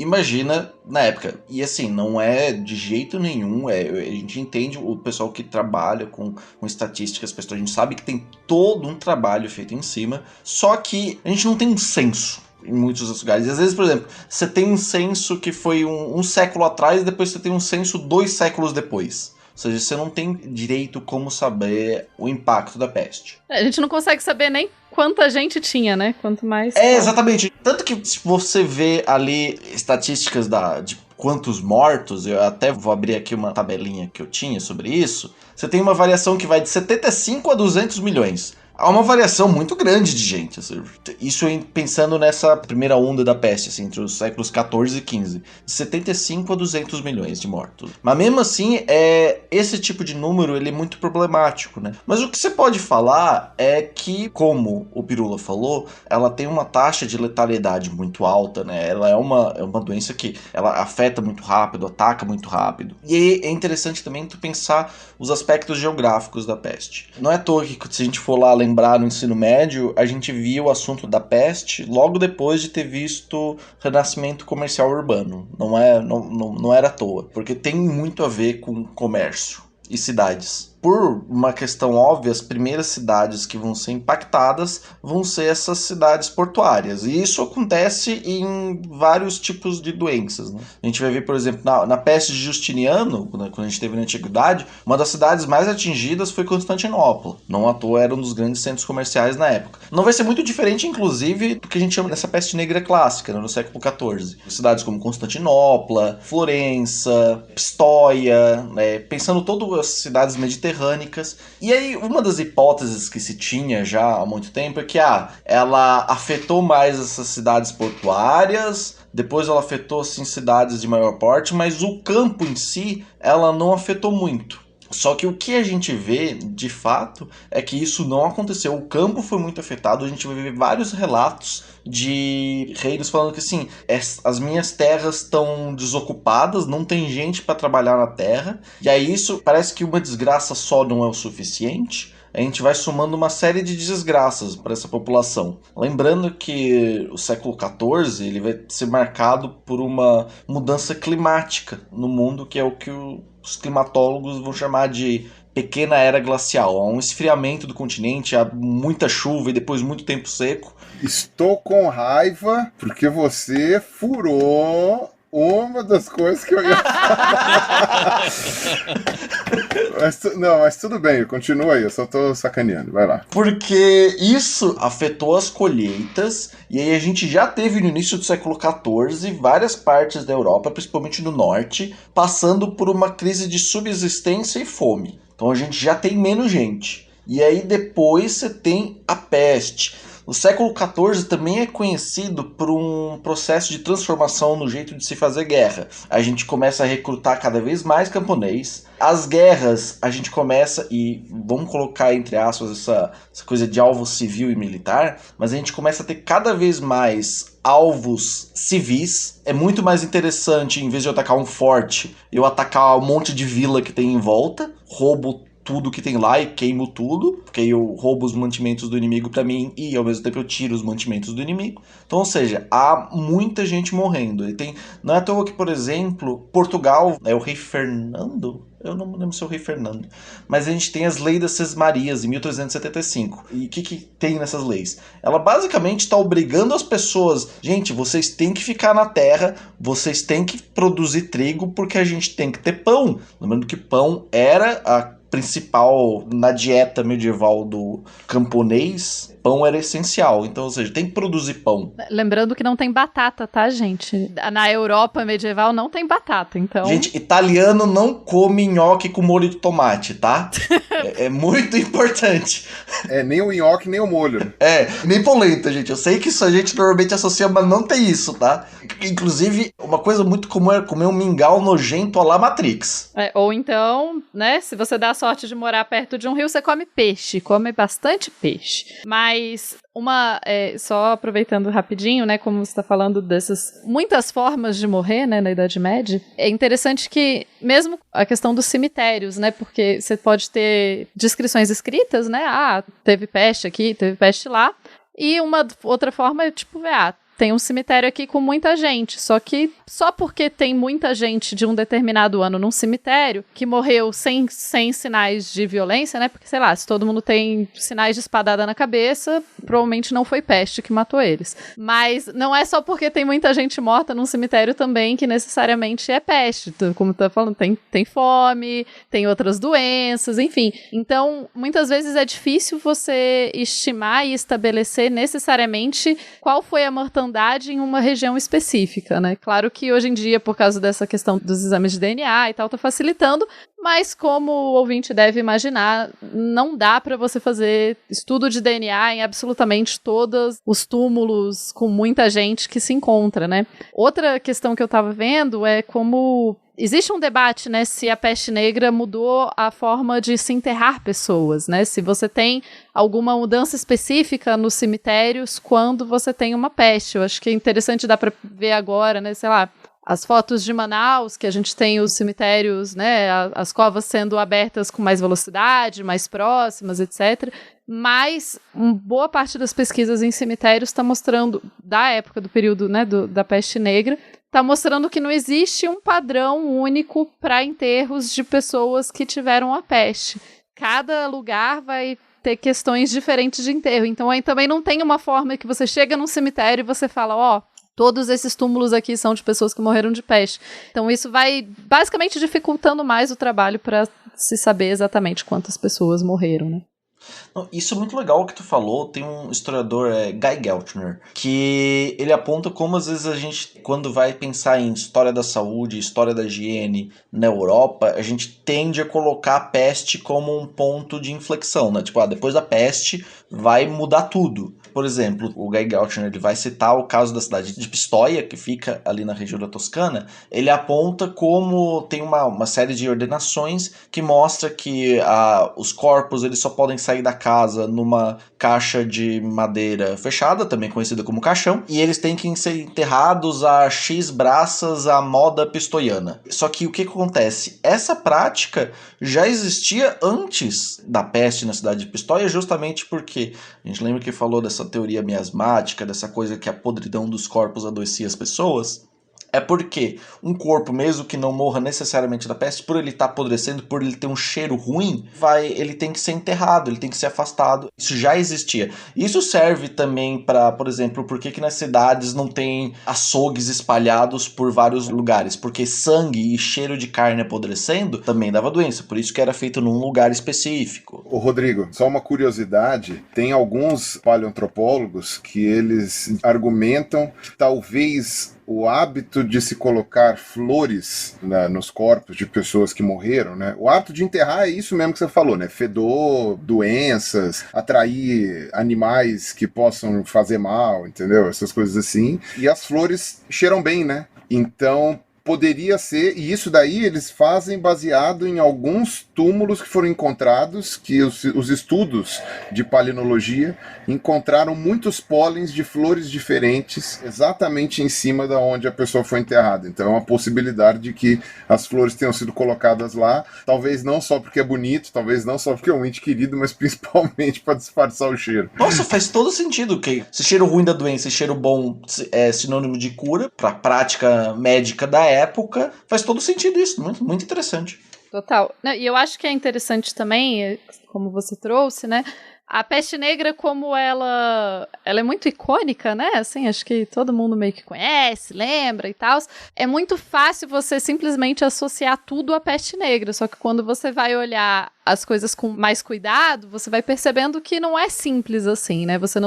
Não é simplesmente, teve peste nessa cidade, a partir de então mudou tudo, as pessoas passaram a fazer tudo diferente, a religião mudou. Eu trabalho muito com religião, né? Então, as coisas não são a relação não é tão direta sempre. Então, você vai ter muitos hábitos que não necessariamente vão mudar por causa da peste negra. Eles têm outros motivos que vão mudar. Infelizmente, alguns desses a gente não tem nem como saber, né? E eu acho que é legal, que é uma boa dica para as pessoas quando você vê na internet essas explicações muito simples, assim, né, num tweet, assim, a peste negra gerou isso. Desconfia. Quando tem uma explicação simples e direta, pode desconfiar que seres humanos são sempre mais complicados. Every day we bring out our own friends for burial, and every day the city becomes emptier and the number of graves increases. Fathers do not bury their own sons, and sons do not perform last duties for their fathers. Bom, e aí vem, talvez, aquela que é a pergunta mais difícil desse episódio, que é perguntar como esse surto de peste na Europa acabou. É meio difícil entender isso, porque se a gente pensar que a doença era muito transmitida por pulga. Pulga não some de uma hora para outra, né? Especialmente século XIV. Levando em consideração que a gente não tinha conhecimento sobre bactéria na época, não sabia que isso existia, não existia antibiótico. Quais são as hipóteses que a gente tem, quais as suposições para o fim dessa pandemia? Ô trocinho difícil de achar, viu? Nossa senhora! Os ouvintes vão achar que nós que não pesquisamos direito, mas eu acho que a ciência não pesquisou direito ainda isso aí também, não. Né? Talvez não tenha muitos dados sobre isso, né? A minha teoria, né? A pessoa que não é especialista nesse assunto específico, dando teorias, enfim. Mas a internet é isso, é um monte de gente que não é especialista em nada teorizando tudo. Isso, exatamente. Mas eu acho que uma das coisas que eu li, né, que é tão difícil você traçar exatamente quando acabou, porque é difícil, inclusive, traçar quando aconteceu. Todos esses detalhes que a gente tá dando, a gente não tem uma narrativa clara do tipo, primeiro essa cidade, depois essa, depois chegou aqui, não. Você tem vários textos de uma época semelhante falando de peste, mas você não consegue traçar exatamente de onde para onde, como chegou, como foi, enfim. E quando acabou também é difícil, até porque se a gente pensar, a gente teve uma peste grande em 1600 e pouco em Londres, né? Você tem um momento de peste grande em 1666, logo depois tem o incêndio de Londres. Mas, então assim, eu diria, acho que inclusive não exatamente acabou, ou talvez eu inclusive vi muitos debates sobre se a gente poderia considerar ela efetivamente uma epidemia, porque o que a gente pode usar para dizer que é efetivamente uma epidemia, e será que as evidências que a gente tem são suficientes para considerar que foi uma epidemia? Porque na verdade ela foi espalhada por muito tempo, né? Ela não é uma coisa que aconteceu em 20 anos, ela dura na Europa por muito, muito mais tempo que isso. O que eu tinha visto, aí eu acho que o Rodrigo também, não sei se você já comentou isso agora, ou se você comentou antes da gente começar a gravar, que na verdade você tem esses 8 anos ali que são os mais graves, né, que, sei lá, se você somar, como é que se fala, de 1346 a 1353, né, mas aí se você for considerar o da China, você pode pegar desde 1331, né, até chegar em 1353, só que depois, a cada 10 anos vai surgindo um pequeno surto, né, nunca termina, né, a coisa vai indo, sei lá, até quando, né? O que se tem, o que a gente pode pensar, assim, e realmente é uma pergunta difícil, muito difícil de responder, é que você tem, vamos colocar se a gente for colocar essa cronologia mais clássica, que vai da China, da década de 30 até 1350, uma grande primeira onda, ou seja, que inclusive onde teria, teoricamente, o maior número de mortos. Apesar da gente ter um texto que fala que a cada 1000 sobra um, a gente sabe que não é uma taxa de letalidade tão horrível, assim, é uma taxa de letalidade ruim, mas também não é tão, assim, ela varia aí em torno de 60% a 80% a letalidade da bactéria sem tratamento, considerando que não tinha tratamento adequado para a época. E aí, ou seja, os que sobreviviam ali naquele momento, passamos limpo. Aí de 10 em 10 anos você tinha alguns surtos nas cidades. E uma coisa que também vai aparecer, e aí é aquela coisa que assim, lembrando que a medicina da época se fundava muito nessa prática hipocrático-galênica, e é aquela coisa, tipo, você deu um chute, uma bicuda na bola e ela acabou entrando no gol sem querer. Porque é meio isso que acontece. São as práticas de isolamento social, que vão começar justamente nesse período, principalmente no contexto europeu. A gente tem, por exemplo, a cidade de Pistoia, que vai proibir gente, em maio de 1348, ela proíbe a entrada de pessoas que vieram de cidades com notícias de infectados, com multas em várias moedas. Você tem, por exemplo, o mais clássico para a construção desse tipo de história, o caso da cidade de Ragusa, em 1377, que instaura a Trentino, que é navegações que chegavam na cidade por vias marítimas tinham que ficar, caso elas viessem de cidades com a peste, ou cidades que eles tinham notícias que talvez estivessem com a peste, o navio tinha que ficar 30 dias fora da cidade até poder aportar tanto com as pessoas quanto com as mercadorias. Quem prepara tudo isso é um médico italiano, Jacobo de Pádua. Ao mesmo tempo, a cidade de Ragusa também vai instaurar a quarentina, que aí é o tipo de coisa que não é muito difícil para quem fala português de línguas latinas, é a origem do termo quarentena, que é pessoas que vinham por vias terrestres tinham que ficar 40 dias fora das muralhas da cidade. Por que os 40 dias? Tem um monte de hipótese, mas não dá para saber necessariamente por que 30 ou por que 40 dias, por que a escolha desses números. Mas o que acaba acontecendo é que esse tipo de prática, que já existia um pouco, fundado pela medicina hipocrático-galênica, acaba se fortalecendo. E isso é como eu falei, né? É uma bicuda que eles tentam dar e acaba acertando no gol, né? Esse tipo de medida de isolamento social. E isso já foi um pouco pincelado aqui nessas últimas falas, mas eu acho que vale a pena perguntar, que é sobre, após essa grande pandemia e tal, no século XIV, em que outros momentos e lugares na história de lá pra cá nós tivemos surtos da peste bubônica que foram mais significativos ou mais lembrados e tal? Cara, isso é muito legal. Pode falar, Pirula, pode falar. Não, eu ia comentar, quando você falou da questão do fim da peste negra, né? Esse lance de questionar o fim, eu tinha visto um negócio que era sobre... Bom, é que assim, é muita discussão, né? Porque cada coisa que o pessoal propõe parece que faz sentido, né? Mas aí você contrapõe e você fala, não faz, né? A hipótese que o pessoal soltou não fez. Mas, por exemplo, eu tinha visto num dos textos que a febre de Justiniano, ela pode ter começado, ou ter se alastrado, ou ter piorado por causa de alguns terremotos que aconteceram naquela região em algum momento, porque também foram em ondas, né? Foram em picos, né? A febre de Justiniano, a praga de Justiniano foram acho que 3 ondas, alguma coisa assim. E esses terremotos teriam quebrado os silos de grãos, né? E espalhado mais comida e aumentado a população de ratos, alguma coisa assim, né? E aí, ao contrário do que o pessoal acha, né? Tentar eliminar os ratos é que aumenta a doença, né? Porque enquanto as pulgas estão picando os ratos, tá tudo bom, né? Matando os ratos é que elas ficam sem comida e vão picar os humanos. Então... É melhor que elas matem os ratos do que os humanos, seria, né? A ideia. Seria isso, né? Tipo, vamos dar bastante comida pros ratos. É aquela coisa, você sempre pega aquela pessoa que os pernilongos gostam, é aquela que você leva pra praia junto, né, nas viagens, né? E ela é a que os pernilongos vão atacar e você fica ok, né? Então, eu sou essa isso, pessoa né? normalmente, inclusive. Então, eu também. E aí, o que acontece? E aí, tem um certo mistério de por que a peste bubônica desaparece, mais ou menos, lá 800 e bolinha, e vai reaparecer só em 1300. E algumas dessas hipóteses, não só por causa da mudança climática, né, que no caso deu uma esfriadinha pequena naquela época, mas também por causa, aí uma hipótese também, vocês são historiadores, taquem pedra em mim se quiserem e tal, mas foi o que eu li, eu não estou inventando nada, né, então Nelson Rubens aqui, mas de que o fim do Império Romano, com a diminuição do fluxo tão longo assim, né, sei lá, as grandes viagens só foram retomadas muito tempo depois, sei lá, você teria tido um menor espalhamento, né, de grandes armazenamentos de comida, digamos assim, que poderiam levar os roedores a alguma coisa. Então a população de roedores teria ficado controlada justamente porque as pessoas teriam ficado mais espalhadas e viajando menos. Eu não sei o quanto isso é válido, o quanto isso é uma bobagem, eu tô falando o que eu li na referência aqui. Em termos de rotas comerciais, as rotas eram relativamente bem ativas e tal.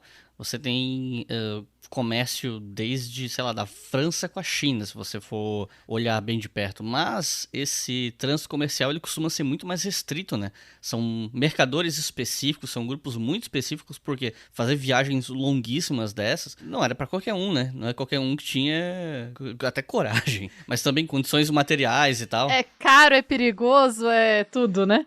Então... Era um trânsito que existia, mas era mais restrito, né? Não era grandes populações migrando de um lado para o outro, salvo exceções, casos específicos. Me corrijam se no Império Romano provavelmente isso era muito maior, né? Com manutenção de estradas, essas coisas assim. Imagino que a coisa fosse mais ativa. Na parte burocrática, sim, mas eu tô pensando agora, se a gente for pensar que há um momento de circulação desses povos, vamos colocar entre aspas, germânicos, gente tentando conquistar a terra, então tem muito exército circulando de um lugar pro outro. Exército sim precisa de muito mantimento. E exército transmite muita doença, né? Assim, exército marchando de um lado pro outro sempre. Então... Especialmente aqueles que jogam cadáver com catapulta. Exato. E mantimento leva rato. Sim, com certeza. Tanto que essa, por exemplo, no caso, se a gente for assumir todos os aspectos do cerco de Caffa, o mais provável foi justamente por isso, né? É o tipo de coisa que tem que pesquisar, tem que ter mais incentivo à pesquisa. Formem mais historiadores, deem dinheiro pra eles. Uma coisa mais biológica que daria pra citar, um possível intervalo, né? Como eu falei, término não tem término, né? Você vai pra Madagascar e fala que terminou a peste bubônica, os caras vão te tacar pedra. Ou vão cuspir em você. Ou vão cuspir, é verdade, né? Pode ser isso também. Acabou? Toma aí, ó. Vai espremer aquela pústula na tua cara, né? Você pode ir aqui pro lado, inclusive, né? Você pode ir pro Peru e já... Exato, pode ir pro Peru que já vê. Mas uma hipótese, digamos assim, mais biológica disso daí, uma é a própria seleção natural, né? Tipo, morreu quem tinha que morrer, não morreu quem tinha uma genética ali que dificultava a morte. Essa é uma hipótese que ainda não foi confirmada. Você teve uma vez alguns pesquisadores que propuseram 1 ou 2 genes ali que poderiam estar associados a isso, mas depois acabou não se encontrando mais correlações com isso. Mas é uma hipótese que foi colocada várias vezes, né? Então, digamos assim, entre aspas, a população europeia foi selecionada e ganhou resistência, né? Até a próxima mutação da bactéria, eles ficaram resistentes porque quem não era resistente morreu. Justamente isso eu ia perguntar. Isso é uma coisa que eu não achei acontecer. Essa peste tu não pode pegar 2 vezes, né? Então, pelo grau de letalidade, não, né? Você não ia ter oportunidade de pegar 2 vezes. Não, vamos dizer que assim, você é aquele 20% que sobreviveu. Olha, eu não tenho a menor ideia, porque eu acho que não se chega a isso. Eu acho que até hoje, o que eu tava vendo no site da OMS, é que até hoje as pessoas que são contaminadas com peste bubônica são tratadas com antibiótico e precisa ficar controlando. Como é bactéria, e essa bactéria ela ataca o teu sistema imunológico especificamente, impedindo você de se defender, eu acredito que qualquer momento que você pegar, você vai se ferrar. Eu acredito que não tenha essa de desenvolver imunidade, não, porque é tipo o vírus da AIDS, né? Tipo, ele ataca o sistema imunológico, então é sacanagem. Entendeu? O ladrão chega no banco, a primeira coisa que ele faz é matar os seguranças. Então, tipo, não tem muito como você impedir o banco de ser assaltado. Então, isso é uma coisa meio complicada. Mas essa é uma das hipóteses. Agora, tem a hipótese que também é selecionista no sentido, mas aí é a seleção natural da bactéria e não das pessoas. Que é o seguinte, em grandes burgos, né, em centros urbanos daquela época, você teria mais uma transmissão. Oh, meu Deus do céu! Gente, por que só me vem pneumático na cabeça? A transmissão... Gente, eu vou escrever aqui no papel. Rodrigo, me ajuda aqui. A transmissão... Peste pneumônica. Pneumônica. Gente do céu, mas qual eu vou falar? Por que vocês chamaram esse bosta, esse biólogo? Não consegue nem acertar o nome da peste. Mas enfim, a peste pneumônica, como ela é transmissível pelo ar, né? Ela teria matado muito mais facilmente pessoas que viviam aglomeradas, né? Então, centro urbano, assim, seria mais fácil de matar e ela mata mais rápido. Então seria aquela avalanche de mortos. Só que uma das coisas que é um fator limitante para uma pandemia, né, para uma doença, né, geral a pandemia, é a velocidade que ela mata. Então, por exemplo, é o motivo de que porque o ebola, né, isso daí foi o que o Átila já tinha explicado até antes da Covid, né, por que o ebola não matou tanta gente quanto a Covid? Porque o ebola, você pegou, morreu. Então, o alcance de contaminação dele é menor. Você tem uma doença que mata, né, em 3 dias, e nesses 3 dias também te incapacita, né, você fica com febre, não consegue andar e tal, espalha menos. Você não vai viajar para outro lugar em 3 dias a ponto de conseguir infectar muito mais gente, né? Então, essas doenças, elas meio que acabam em si mesmas, né? Elas matam aquela população e pela velocidade com que elas matam, a coisa não vai tanto para frente. No caso da peste bubônica, a bubônica mesmo, a dos linfonodos lá que geram os bulbos, né? Como o principal vetor aí sim é a pulga do rato, então seria a questão mais da área rural, em que você tinha os silos de armazenamento também, de grãos, etc e tal, e aí essas pessoas que viviam num ambiente menos amontoado morriam por causa dessa. Essa daí demorava mais para matar, né, mas mesmo assim, não demorava muito mais, na verdade, né, mas enfim, você continuava ali com aquele vetor mais tempo. Mas isso é uma possibilidade, né, de por que você teve queda do surto grande de peste bubônica, né, ou seja, por causa dessa limitação ali de transmissão da forma mais agressiva, e de vez em quando ia surgindo um surto outro em outros lugares, que é justamente por causa disso, né? Aumentou de alguma forma ali a quantidade de pulgas ou algo assim, aí aumenta ali naquele surto, morre quem tem que morrer, abaixa. Aí depois de um tempo vai outra cidade, sobe, não sei quem, morre quem tem que morrer, abaixa, né? São possibilidades evolutivas aí, né? No caso de seleção natural, podem ter, enfim, talvez dado uma freada na época e por isso mesmo que ela foi voltando. Teve aquele grande surto no século... Aí já volto para a pergunta do Icles, né? Que outros momentos que teve esse surto, né? Que foi no século XIX, não foi? No final do 19 e início do 20. Chega, eu não vou falar mais não, tô enchendo o saco de vocês. Não. Não, pode falar. Aliás, onde é que foi? Eu pergunto porque eu não li nada sobre isso. Eu até ia começar por aí porque eu acho isso divertido e importante. Muito divertido, né, Rodrigo? Um monte de gente morrendo de peste. Divertidíssimo. É muito divertido. É muito legal. É muito divertido. É tão divertido, cara, eu vou colocar um caixão no ombro e sair. É por isso que a Xuxa tinha um anão vestido de tartaruga chamado Praga, porque é divertido, né? Isso. É divertido. Rodrigo. Vai lá, seu genocida. Então, no final do 19 e início do 20, ela se espalha basicamente pelo mundo inteiro. Inclusive aqui no próprio Brasil, assim, o que eu ia acentuar e eu acho importante lembrar é que os maiores institutos sanitaristas da América Latina, que é a Fundação Oswaldo Cruz, ela foi originalmente criada para combater um surto de peste no Brasil, né? Que naquela época se chamava Instituto Soroterápico Federal, foi criado em 1900, né? A gente tem o próprio Oswaldo Cruz, ele vai para São Paulo para estudar a peste, para tentar criar se usava já um soro que já diminuía um pouco a letalidade, mas ainda era muito letal. É justamente, por exemplo, no Rio de Janeiro que acontece uma coisa assim muito surreal, que começa uma campanha para que as pessoas matassem os ratos, e como o próprio Pirula falou, isso não necessariamente era uma coisa boa, para que elas matassem os ratos e entregassem para as autoridades, e eles davam dinheiro para essas pessoas. E aí acontecia uma coisa muito peculiar. Barra óbvia, né? A gente olha com um olhar engraçado, as pessoas começaram a criar ratos em casa. Pra vender pro governo, uai. Pra vender pro governo. Isso, você criou ali um sistema próprio de... Era o Bezerra da Silva que dizia que todo dia de manhã um malandro e um otário saem de casa e quando os dois se encontram dá negócio. Eu não lembro se foi o Bezerra, mas faz sentido, né? Esse negócio aí do pessoal criando rato em casa. Mas assim, saindo do século XIX e do século XX e mostrando mais vezes que a peste ainda não acabou, como o Pirula falou, tem em Madagascar, tem aqui no Peru, aqui perto. É interessante pensar que lá que eu tinha falado no começo, que a gente tem um olhar muito eurocêntrico para a peste, né? A peste, ela foi muito... Do mesmo jeito que ela pegou a Europa, ela pegou muito forte no norte da África e no Oriente Médio e na Ásia Central. Ela foi, em termos de letalidade, era muito parecida. A cidade do Cairo é arrasada.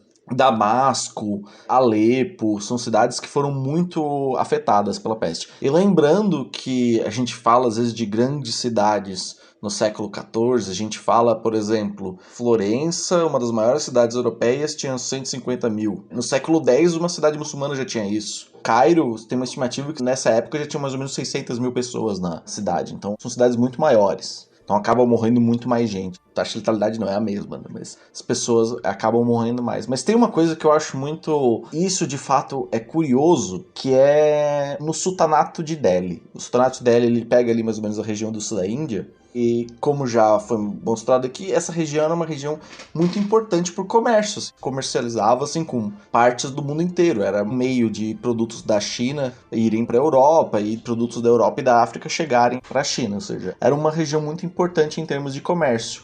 E, por algum motivo, não há relatos de surtos da peste na Índia no século XIV. Só vai aparecer surto na peste na Índia no século XVII. A gente não tem relatos de surto na Índia. É muito curioso. Os autores vão argumentar que, os argumentos possíveis são que a pulga do rato oriental, que é a principal pulga que espalhou a peste, né, nessa vertente que a gente sabe que foi a mais comum, né, a peste bubônica, mais tradicional, ela não se aclimatava tanto chegando por vias terrestres às montanhas frias que separavam a Índia, né? Ou seja, ela não conseguia sobreviver ao frio extremo e ao mesmo tempo ela não conseguia se aclimatar ao calor surreal que a Índia tinha. Ou seja, essas são as hipóteses, assim, demorou para elas poder ali se estabelecer. Então no século XIV a gente não tem na Índia, mas basicamente pensando nesse mundo conectado que a gente tem no período medieval, ali entre esse corredor euro-afro-asiático, a peste se espalha em todo esse espaço.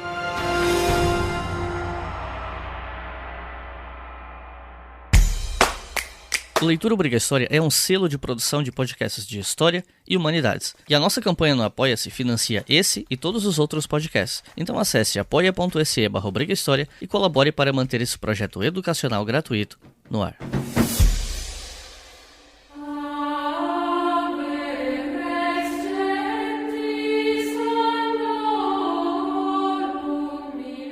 E afinal de contas, quais foram os impactos culturais, religiosos, sociais, econômicos, etc., dessa pandemia de peste negra? Eu falo isso porque, a gente já falou aqui mais de uma vez sobre como o pessoal não sabia o que era bactéria, não existia antibiótico e tal. A gente falou um monte aí sobre teorias médicas do passado que hoje não fazem mais sentido. E já foi até falado, inclusive, sobre como os enterros podem ter sido afetados pela peste. Então, o que a gente pode falar sobre essas mudanças, especialmente culturais, religiosas e econômicas depois dessa pandemia? Isso são coisas clássicas que normalmente a gente pensa em peste negra, que a gente aprende no ensino médio, é a questão do autoflagelo, né?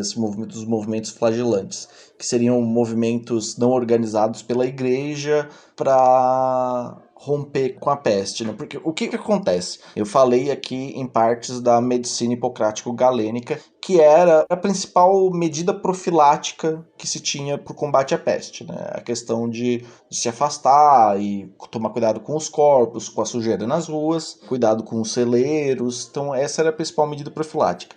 Só que para a Idade Média, a gente também tem que entender isso, a gente tem que compreender que é uma outra sociedade, né? Tem uma outra racionalidade nessa sociedade. A própria religião funcionava como uma medida profilática. Se a gente tem que a peste é a ação direta de Deus, eu fazer algo para que Deus me perdoe é uma maneira de eu combater a peste. Então o que acontece, por exemplo, em Portugal a gente vai ter no século XV procissões organizadas pela igreja, e isso bem naquela lógica cristã de pecou, a autopunição e depois a redenção, ou seja, faziam essas grandes procissões, se juntava um monte de gente, torcendo para que não tivesse ninguém ali com a peste pneumônica, né? Porque se tivesse uma pessoa com a peste pneumônica, aí de nada não funcionava muito, né? E aí faziam essas procissões. Isso foi muito comum, basicamente, no decorrer da peste, né? Essa ideia de fazer essas grandes procissões. A gente vai lembrar uma cena, né, que apareceu muito quando o Papa Francisco foi lá,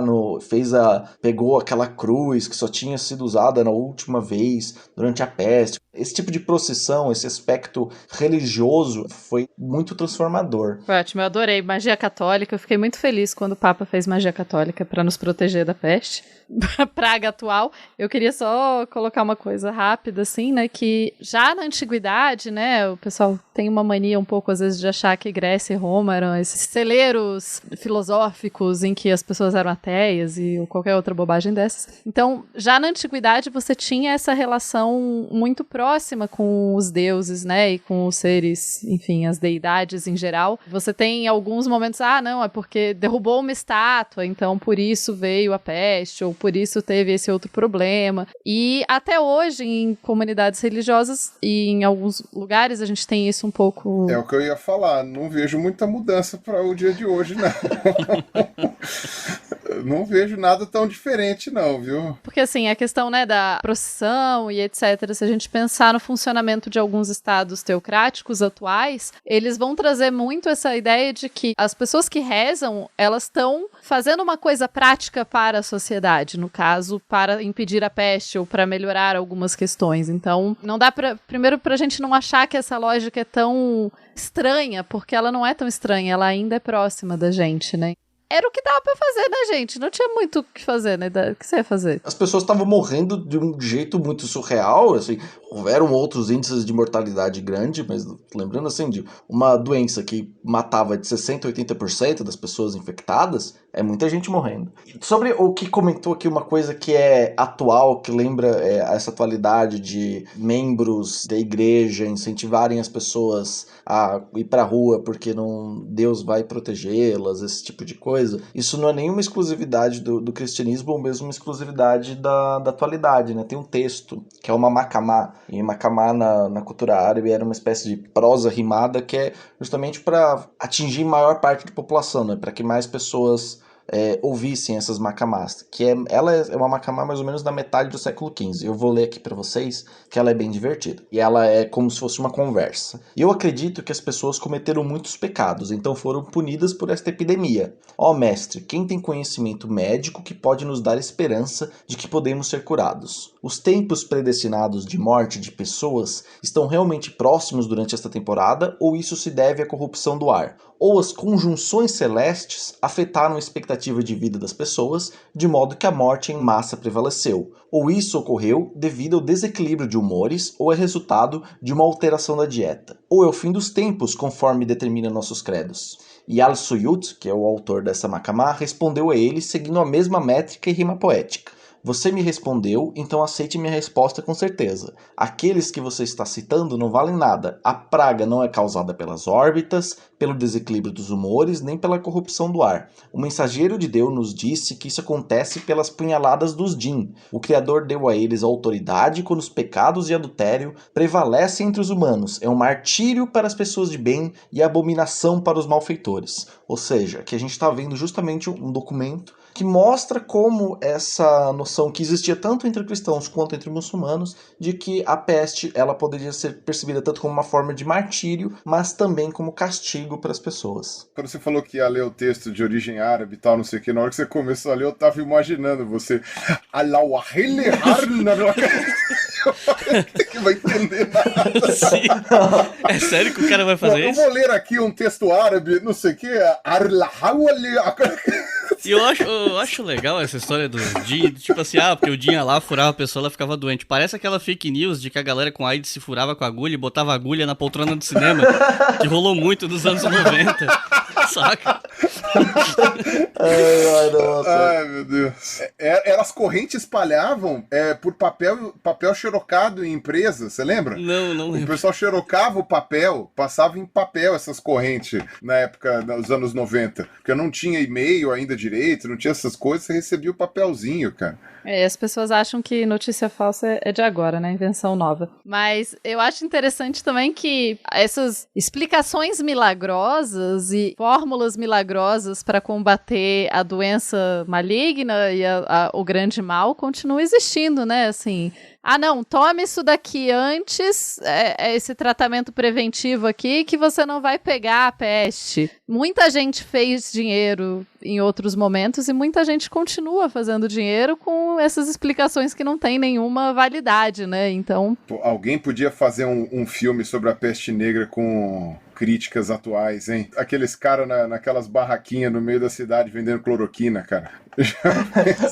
Não, eu só gostaria de dizer uma coisa, que peste e baboseiras, ela não é uma coisa que parou na Idade Média. Eu já tinha comentado isso, inclusive, com Iclis, que se você vai no Google Acadêmico e pesquisa sobre peste negra, você pode se deparar com um artigo que explica, isso no Google Acadêmico, tá? Que a peste foi, de fato, causada porque tal planeta estava em conjunção com Escorpião e Gêmeos, e é por isso que deu a peste em 1346. Então, no Google Acadêmico, em português, você consegue achar essas coisas. Eu vou me abster de comentar, porque senão eu vou ser cancelado de novo, tá? Então, é isso mesmo. Não, então, pode deixar que eu comento. Pode deixar que eu comento. A astrologia é uma farsa. Pronto. Tá.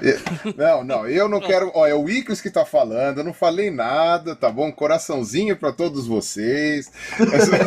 Concordo com esse artigo, a conjunção aí tava certa, foi isso aí, é isso aí. Então, esse tipo de coisa ainda é atual.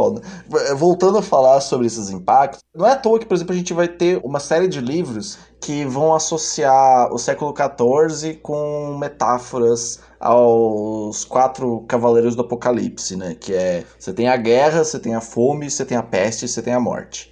Então você tem muita coisa acontecendo, você tem um impacto econômico muito grande, porque já estava passando por uma crise econômica, agrária e de subsistência de vários lugares. A gente vai ter, por exemplo, Florença só se salva de fome na década de 1320, porque como acabava por ter bastante dinheiro, ela começou a comprar de outros lugares, mesmo mais caro, e vendendo a preços mais baratos para sua própria população. Só que com a peste acaba morrendo mais gente que produzia nas terras e falta gente para plantar, para colher. Então a peste acaba causando crises de fome posteriormente no mundo europeu, e não só europeu, mas no mundo muçulmano também.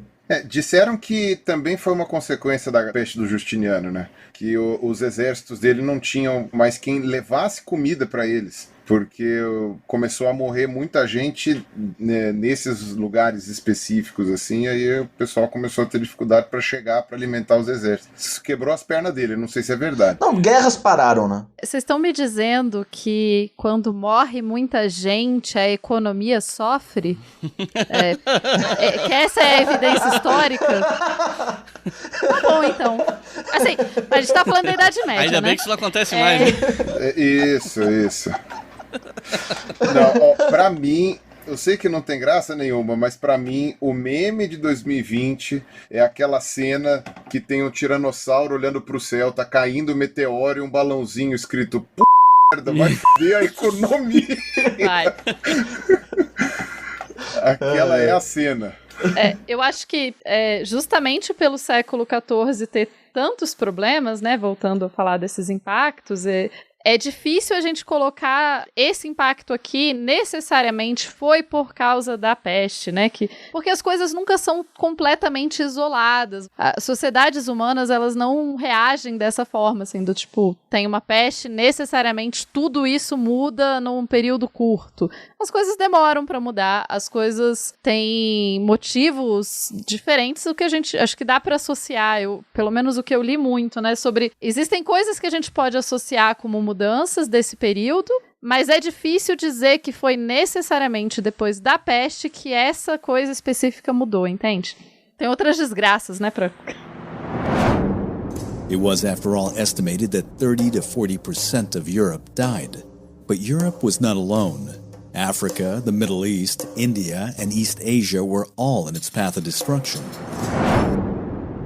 E, bom, eu queria trazer essa discussão por conta de uma situação em particular, que é sobre essa noção de que talvez o conceito de peste negra, ainda que ele possa ser associado ao fato de que as extremidades das pessoas que pegavam uma determinada variante ficassem negras e tal, né, a cor da pele mudava, mas me parece que há um certo esforço em tentar tirar esse adjetivo, né, do negro, e cada vez mais se usar o conceito de peste bubônica. E eu tô falando isso embora eu esteja usando o nome peste negra no nome do episódio, na capa, porque é o que normalmente as pessoas vão procurar no Google e vão achar com mais facilidade, mas eu acho que a gente precisa comentar isso, né, que há de fato um esforço para, aos poucos, se usar mais o conceito de peste bubônica e, quem sabe, no futuro esse conceito se torne mais hegemônico, digamos assim. Eu estou mencionando isso porque o Rodrigo, que está aqui conosco, está trabalhando no material sobre o assunto e comentou comigo que a orientação que ele recebeu para fazer esse material foi usar especificamente o termo peste bubônica. Então, Rodrigo, tu quer comentar um pouco sobre isso? Então, inclusive nem foi a primeira vez que me foi dado esse questionamento. Eu lembro que eu estava fazendo um estágio docência em 2016, eu acho, que eles comentaram especificamente, mas será que o termo peste negra não tem a ver com a cor negra como algo negativo? Aí, já na época, eu me atentei a isso e foi, de fato, uma coisa que tem aparecendo. Se for ver jogar no Google Acadêmico, dificilmente tu vai achar um texto sobre a peste sem se referir ao termo peste negra. Há uma tentativa, de fato, eles preferem até falar, né, nem se referir necessariamente à peste bubônica, porque, pensando nas outras variantes, se usa assim, o termo peste. E aí é interessante pensar nos conceitos, né? O primeiro que a gente tem que pensar como é que a gente escolhe dar nome a algo.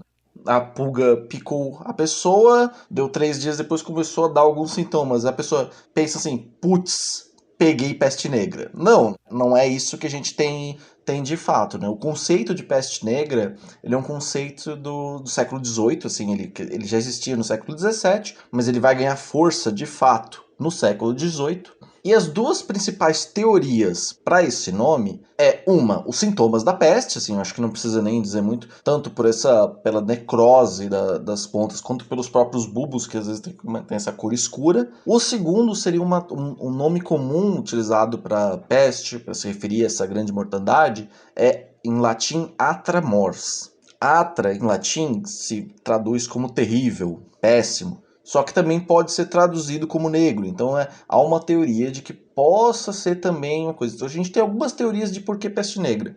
Só que se a gente for olhar na época, os documentos, eles vão, em geral, a gente tem 3 tipos de formas que eles aparecem, né? Que é epidemia, mortandade ou pestilência. Lembrando que o conceito de epidemia aqui não tem a ver com o nosso conceito moderno de epidemia. Epidemia aqui é um conceito bem relacionado à medicina hipocrática, que é algo que vem de fora, ou seja, é uma doença que eu não tenho por causa da minha dieta ou pelos exercícios que eu tenho, mas por algo que aconteceu fora de mim, ou seja, no caso, pela corrupção do ar. E até aqui tem essa parte interessante sobre pestilência. Tem um médico catalão de 1348 que eu brinco que ele é o Átila do século XIV, porque ele tentou avisar as pessoas que estava chegando uma peste na cidade e que as pessoas iam morrer daquela peste e as pessoas acabavam não ligando muito para ele. Então eu brinco assim, olha só, é o Átila do século XIV, ninguém deu atenção para ele. E ele até inclusive falava que essa pestilência, e isso é importante quando a gente olhar para os aspectos de como aquela sociedade se percebe, né? Ele fala que existem 2 tipos de pestilência, a pestilência natural, que está relacionada com a corrupção do ar, e a pestilência moral. Quando ele fala moral, ele não está sendo figurativo, assim, ele está sendo literal, ou seja, as pessoas, por serem imorais, por serem pecaminosas, elas acabam gerando uma peste. Havia, sim, esse conhecimento na época. Então, se a gente for ver, de fato, na época, a gente vai ver conceitos como epidemia, mortandade, pestilência, às vezes Ou seguidos... seja, esse cara tá falando que a culpa não é só da doença, mas também de terem votado 17, é isso, não? Talvez. Dá pra dizer isso. Por serem pecaminosos. E é algo muito comum, né, a gente vê em vários momentos da sociedade. Não é à toa que a inexistência do carnaval desse ano, muita gente fica aquela coisa, chegou a conta. Tá muito relacionado à ideia de as doenças viriam pelo pecado que a gente cometeu, né? Isso tá algo bem dentro das religiões, não só da cristã, mas das religiões abraâmicas e mesmo outras, né? Bom, a gente já falou um pouco aqui sobre as mudanças que a peste implica numa sociedade e tal, mas eu queria deixar essa última pergunta para lembrar de um tweet que eu vi uma vez. Eu não fui atrás dele para pegar o que estava escrito em termos literais, mas basicamente era um tweet de uma moça no Twitter falando que depois da peste negra, a Europa saiu da Idade Média, entrou no Renascimento, passou a valorizar mais a ciência e houve a separação total do Estado e da Igreja. E basicamente o tweet inteiro tá errado. Tipo, eu queria pedir para vocês comentarem um pouco isso, porque... E blá, blá, blá, blá, blá, o homem foi à lua. Assim, graças a isso... Meio que uma coisa foi levando a outra como se fosse uma bola de neve. E muita gente compartilhou esse tweet para criticar, mas muita gente comprou um pouco essa ideia, né? Essa ideia que a gente já critica na história há muito tempo de uma progressão, né? De que conforme o tempo passa, tudo que vem a seguir é progresso, é avanço, nós estamos sempre caminhando para frente, digamos assim, e a gente sabe na história que isso é uma tremenda de uma falácia. Então, eu pergunto especialmente pro Rodrigo e pra Tupá, o que vocês têm para comentar sobre isso? Eu queria só dizer uma coisa que isso me lembra aquela página, não sei se o nome tá certo, coisas que reaças dizem que seriam legais se fosse verdade.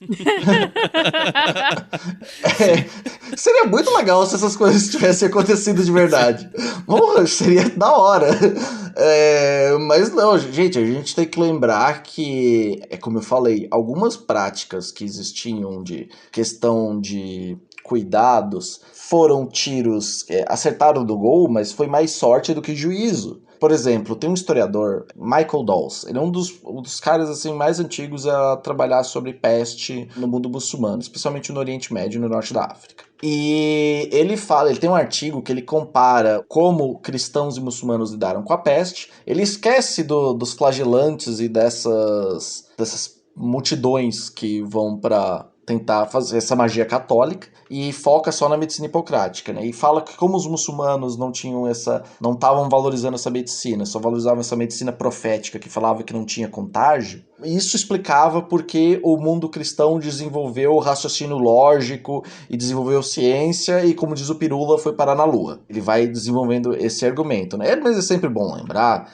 gente, surto de febre amarela aqui no Brasil no século XVI ou XVII, mais uma vez, um dos grandes motivos de por que aquele surto aconteceu era porque Escorpião estava no planeta X. sabe? As coisas não caminham progressivamente numa linha reta. Até o século XVIII, a medicina era muito pautada nesse caráter hipocrático galênico. E quando ela não paramos de usar a medicina hipocrático-galênica, vamos usar químicos para cuidar das pessoas. Sabe que químico as pessoas usavam? Antimônio, que é um negócio pesadíssimo como medicina. Então, assim, ciência não é uma coisa progressiva. Antimônio é o elemento número 51 da tabela periódica. Aqui tem informação. Tipo isso. Ué. Tá perto do nióbio. Se tivesse nióbio na Idade Média, não tinha peste negra. Isso. Então, assim, as coisas não caminham desse jeito, gente. A ciência, né, o modo pelo qual eles cuidavam desses corpos, eles faziam sentido para sua própria época. Não houve uma transformação. Isso me lembra uma vez, eu vi um texto dizendo como a Inquisição foi importante para o desenvolvimento da civilização ocidental. É o tipo de besteira que, assim, às vezes a gente tem que ouvir, mas a gente tem que desconstruir esse tipo de coisa, a gente tem que falar nesses espaços, que não é um caminho progressivo, as coisas vêm e vão o tempo todo. A gente vê isso hoje em dia, a gente tem que discutir se terra é plana, a gente tem que falar que não existe tratamento precoce. Eu acho que é bem isso, assim, né? Seria interessante caso uma epidemia ou uma pandemia desse um resultado assim tão direto e tão simples, mas civilizações humanas não são simples, as coisas não funcionam desse jeito, né? Eu acho que muitas vezes tem também esse desejo, né, especialmente agora, a gente pensar, pô, então que maravilhas virão depois da pandemia, porque no fim das contas, achar que uma pandemia ou uma coisa vem para trazer uma grande melhoria ou evolução, ou enfim, qualquer outro termo imbecil desse que você queira usar, é basicamente repetir que foi Deus que mandou para melhorar a sociedade, né? Só que você tá usando outros termos para dizer a mesma coisa, para dizer que isso vai trazer uma grande vantagem, e não vai, né? Você tem coisas que, o Renascimento, tem coisas que aconteceram em período posterior à peste, tem, mas assim, teve fome, teve morte, não foi uma vantagem, as coisas não melhoraram porque, né, você não teve esse momento de iluminação que todas as pessoas perceberam como a ciência era linda, e sei lá, no Renascimento a ciência nem existia como a gente imagina ela hoje, então nada faz sentido. Sem contar que o pico da caça às bruxas foi justamente depois da peste negra, né? Nesse período moderno, século XVI, XVII. Isso, eu gosto sempre de repetir que, né, a Inquisição, que foi terrível e tal, não é medieval. Inclusive, às vezes as pessoas falam, né, tipo, nossa, estamos voltando para a Idade Média. Eu falo, não estamos. No máximo, a gente tá com alguns pensamentos da Idade Moderna, né, que é a época da caça às bruxas e tal. A questão é, a Idade Moderna era muito medieval. É isso que vocês não estão entendendo. Ela era muito medieval, até por isso. Agora o pau vai comer. Entendeu? Só a Idade Média que não era medieval, né? Medievalistas cancelando Ela era o pirula. muito antiga. A Idade Média tem muita antiguidade, muito greco-romana pro meu gosto. Isso, não era medieval. Se um dia eu quiser fazer concurso de história moderna, eu vou usar esse argumento do pirula aí. Na verdade, o que o pirula foi simplificar o conceito de longa Idade Média do Legoff, né? Sim, não, exatamente. O que eu ia falar, isso me lembra, mais uma vez, os tiros que dou um chute e acaba acertando no gol. Aquela máscara que eu acho muito legal, que inclusive eu gostaria que fosse medieval, mas não é moderna aquela máscara, se usava até século XVII, XVIII aquela máscara de pato que tinha os cheiros lá. O que me tem de grande científico numa máscara com ervas pra ter cheiro bom? Cientificíssimo. Esse assim, me diz assim, nossa, isso aí é a prova de que depois da peste negra as coisas melhoraram. Gente, eu sempre falo, eu muito queria que aquela roupa legal fosse medieval, porque é uma roupa muito legal, vai, é o vestuário assim, ó, né? Top. Tem um desenho daquela roupa na capa desse episódio, se vocês quiserem entender do que o Rodrigo tá falando. Já aparece um dos Cavaleiros do Apocalipse, inclusive, né? Já aparece ali, já com aquele bico ali, aquele chapéu preto e tal. Inclusive, eu tava vendo esses dias, eu tava lendo um pouco sobre essa, né, a icônica roupa de Doutor da Peste e tal, e várias evidências que nem depois ela era tão utilizada assim, né, que ela é muito localizada. E aqueles exemplares, não sei se vocês já viram os exemplares dos museus, que aparentemente é um pouco estranha a origem desses exemplares, não se tem certeza se eles são efetivamente de época, eles foram feitos no mesmo lugar, então assim, de novo, desconfiem, gente, desconfiem de tudo.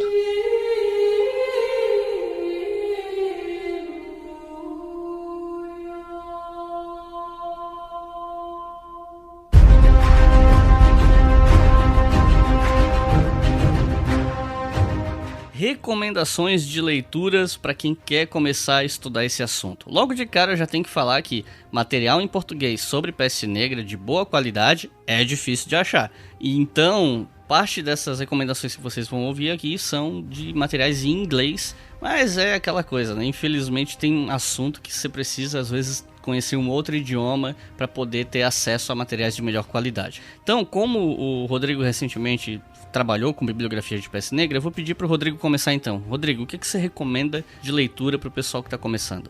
Então, a primeira recomendação, como o Iclis falou, a gente infelizmente tem pouca bibliografia em português boa, né? A gente tem alguns livros lá dos anos 80, 90, mas que estão extremamente desatualizados. Mas quem sabe aí com a pandemia de Covid, né? A história da saúde e das doenças tá voltando com tudo. E quem sabe a gente tenha traduções boas agora de livros mais recentes. Mas em português a gente tem um livro lançado em 2009 pelo professor Mário Jorge da Mota Bastos, ele é professor da Federal Fluminense. E o livro é da editora da Fluminense, inclusive dá para achar online mesmo na própria editora, que é O Poder nos Tempos da Peste, Portugal, séculos XIV e XVI. O livro ele acaba se voltando mais para Portugal, como é a melhor bibliografia em português que a gente tem no momento, pode ser uma boa porta de entrada para o leitor interessado. O outro livro que eu queria indicar, infelizmente só tem em inglês, ele é relativamente recente, de 2015, que é o livro da historiadora Monica Green, Pandemic Disease in Medieval World, Rethinking the Black Death. Esse livro aqui ele é muito interessante, é um livro organizado, né, com vários capítulos, mas que ele te dá um olhar muito multidisciplinar e macroespacial, ou seja, você vai conseguir pensar peste no mundo europeu, você pensa peste no Egito, você tem peste no Império Otomano, você tem vários modos de pensar a peste aqui, tanto em aspectos cronológicos quanto espaciais. Então, eu tenho duas recomendações,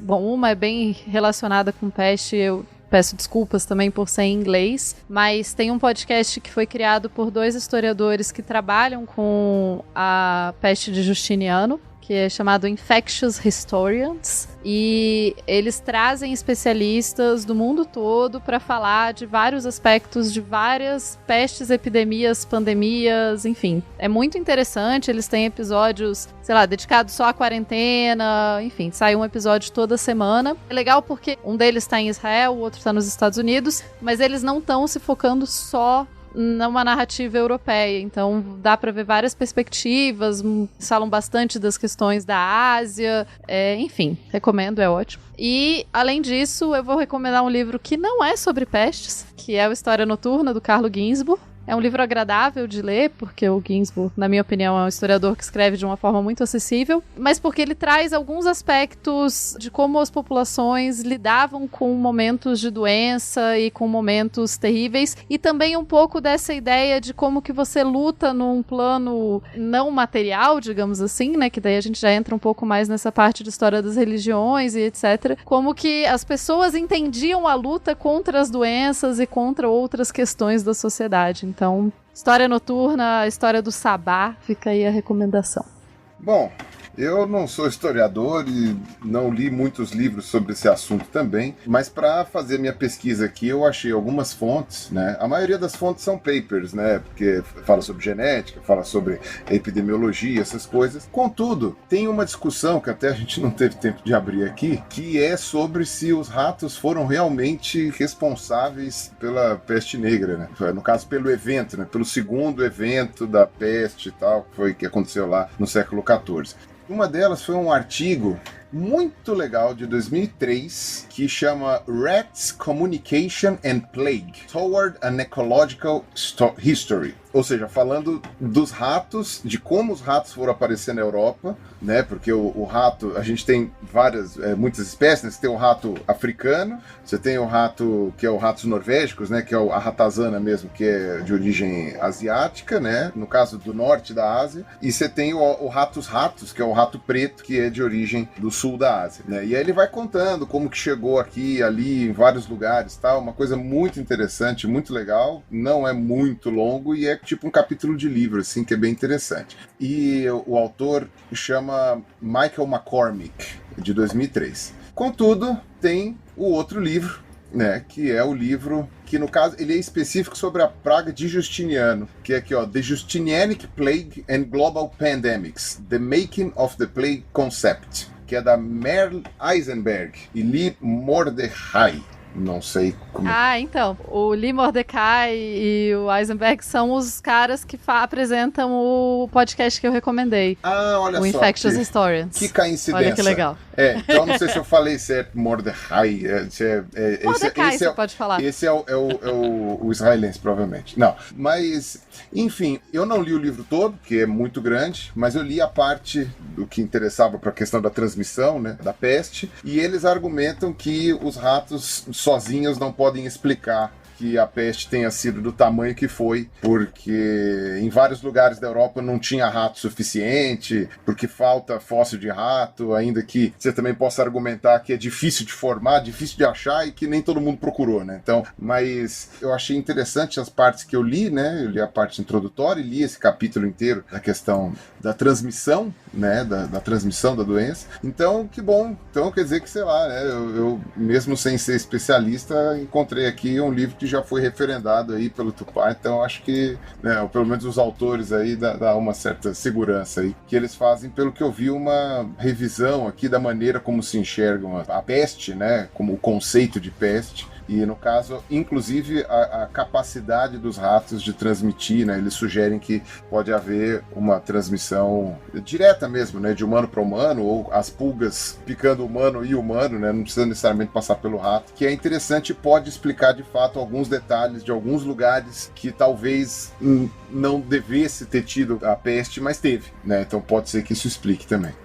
Então é isso, pessoal. Muito obrigado por terem ouvido até aqui. Lembrando que os nomes desses livros, dos autores, vocês encontram todos eles, esses citados no final, no caso, lá no nosso site, historiafm.com. É só procurar o post desse episódio aqui, mesmo título que você está vendo aí no seu agregador de podcast. Não se esqueçam também que esse podcast é financiado pela nossa campanha no Apoia-se, apoia.se/obrigahistoria. Com R$5 por mês você ouve todos os episódios do História FM com antecedência e, a partir de R$2, não precisa nem ser 5, você financia todos os podcasts produzidos pelo Leitor Obriga História. Então é isso, muito obrigado e até a próxima.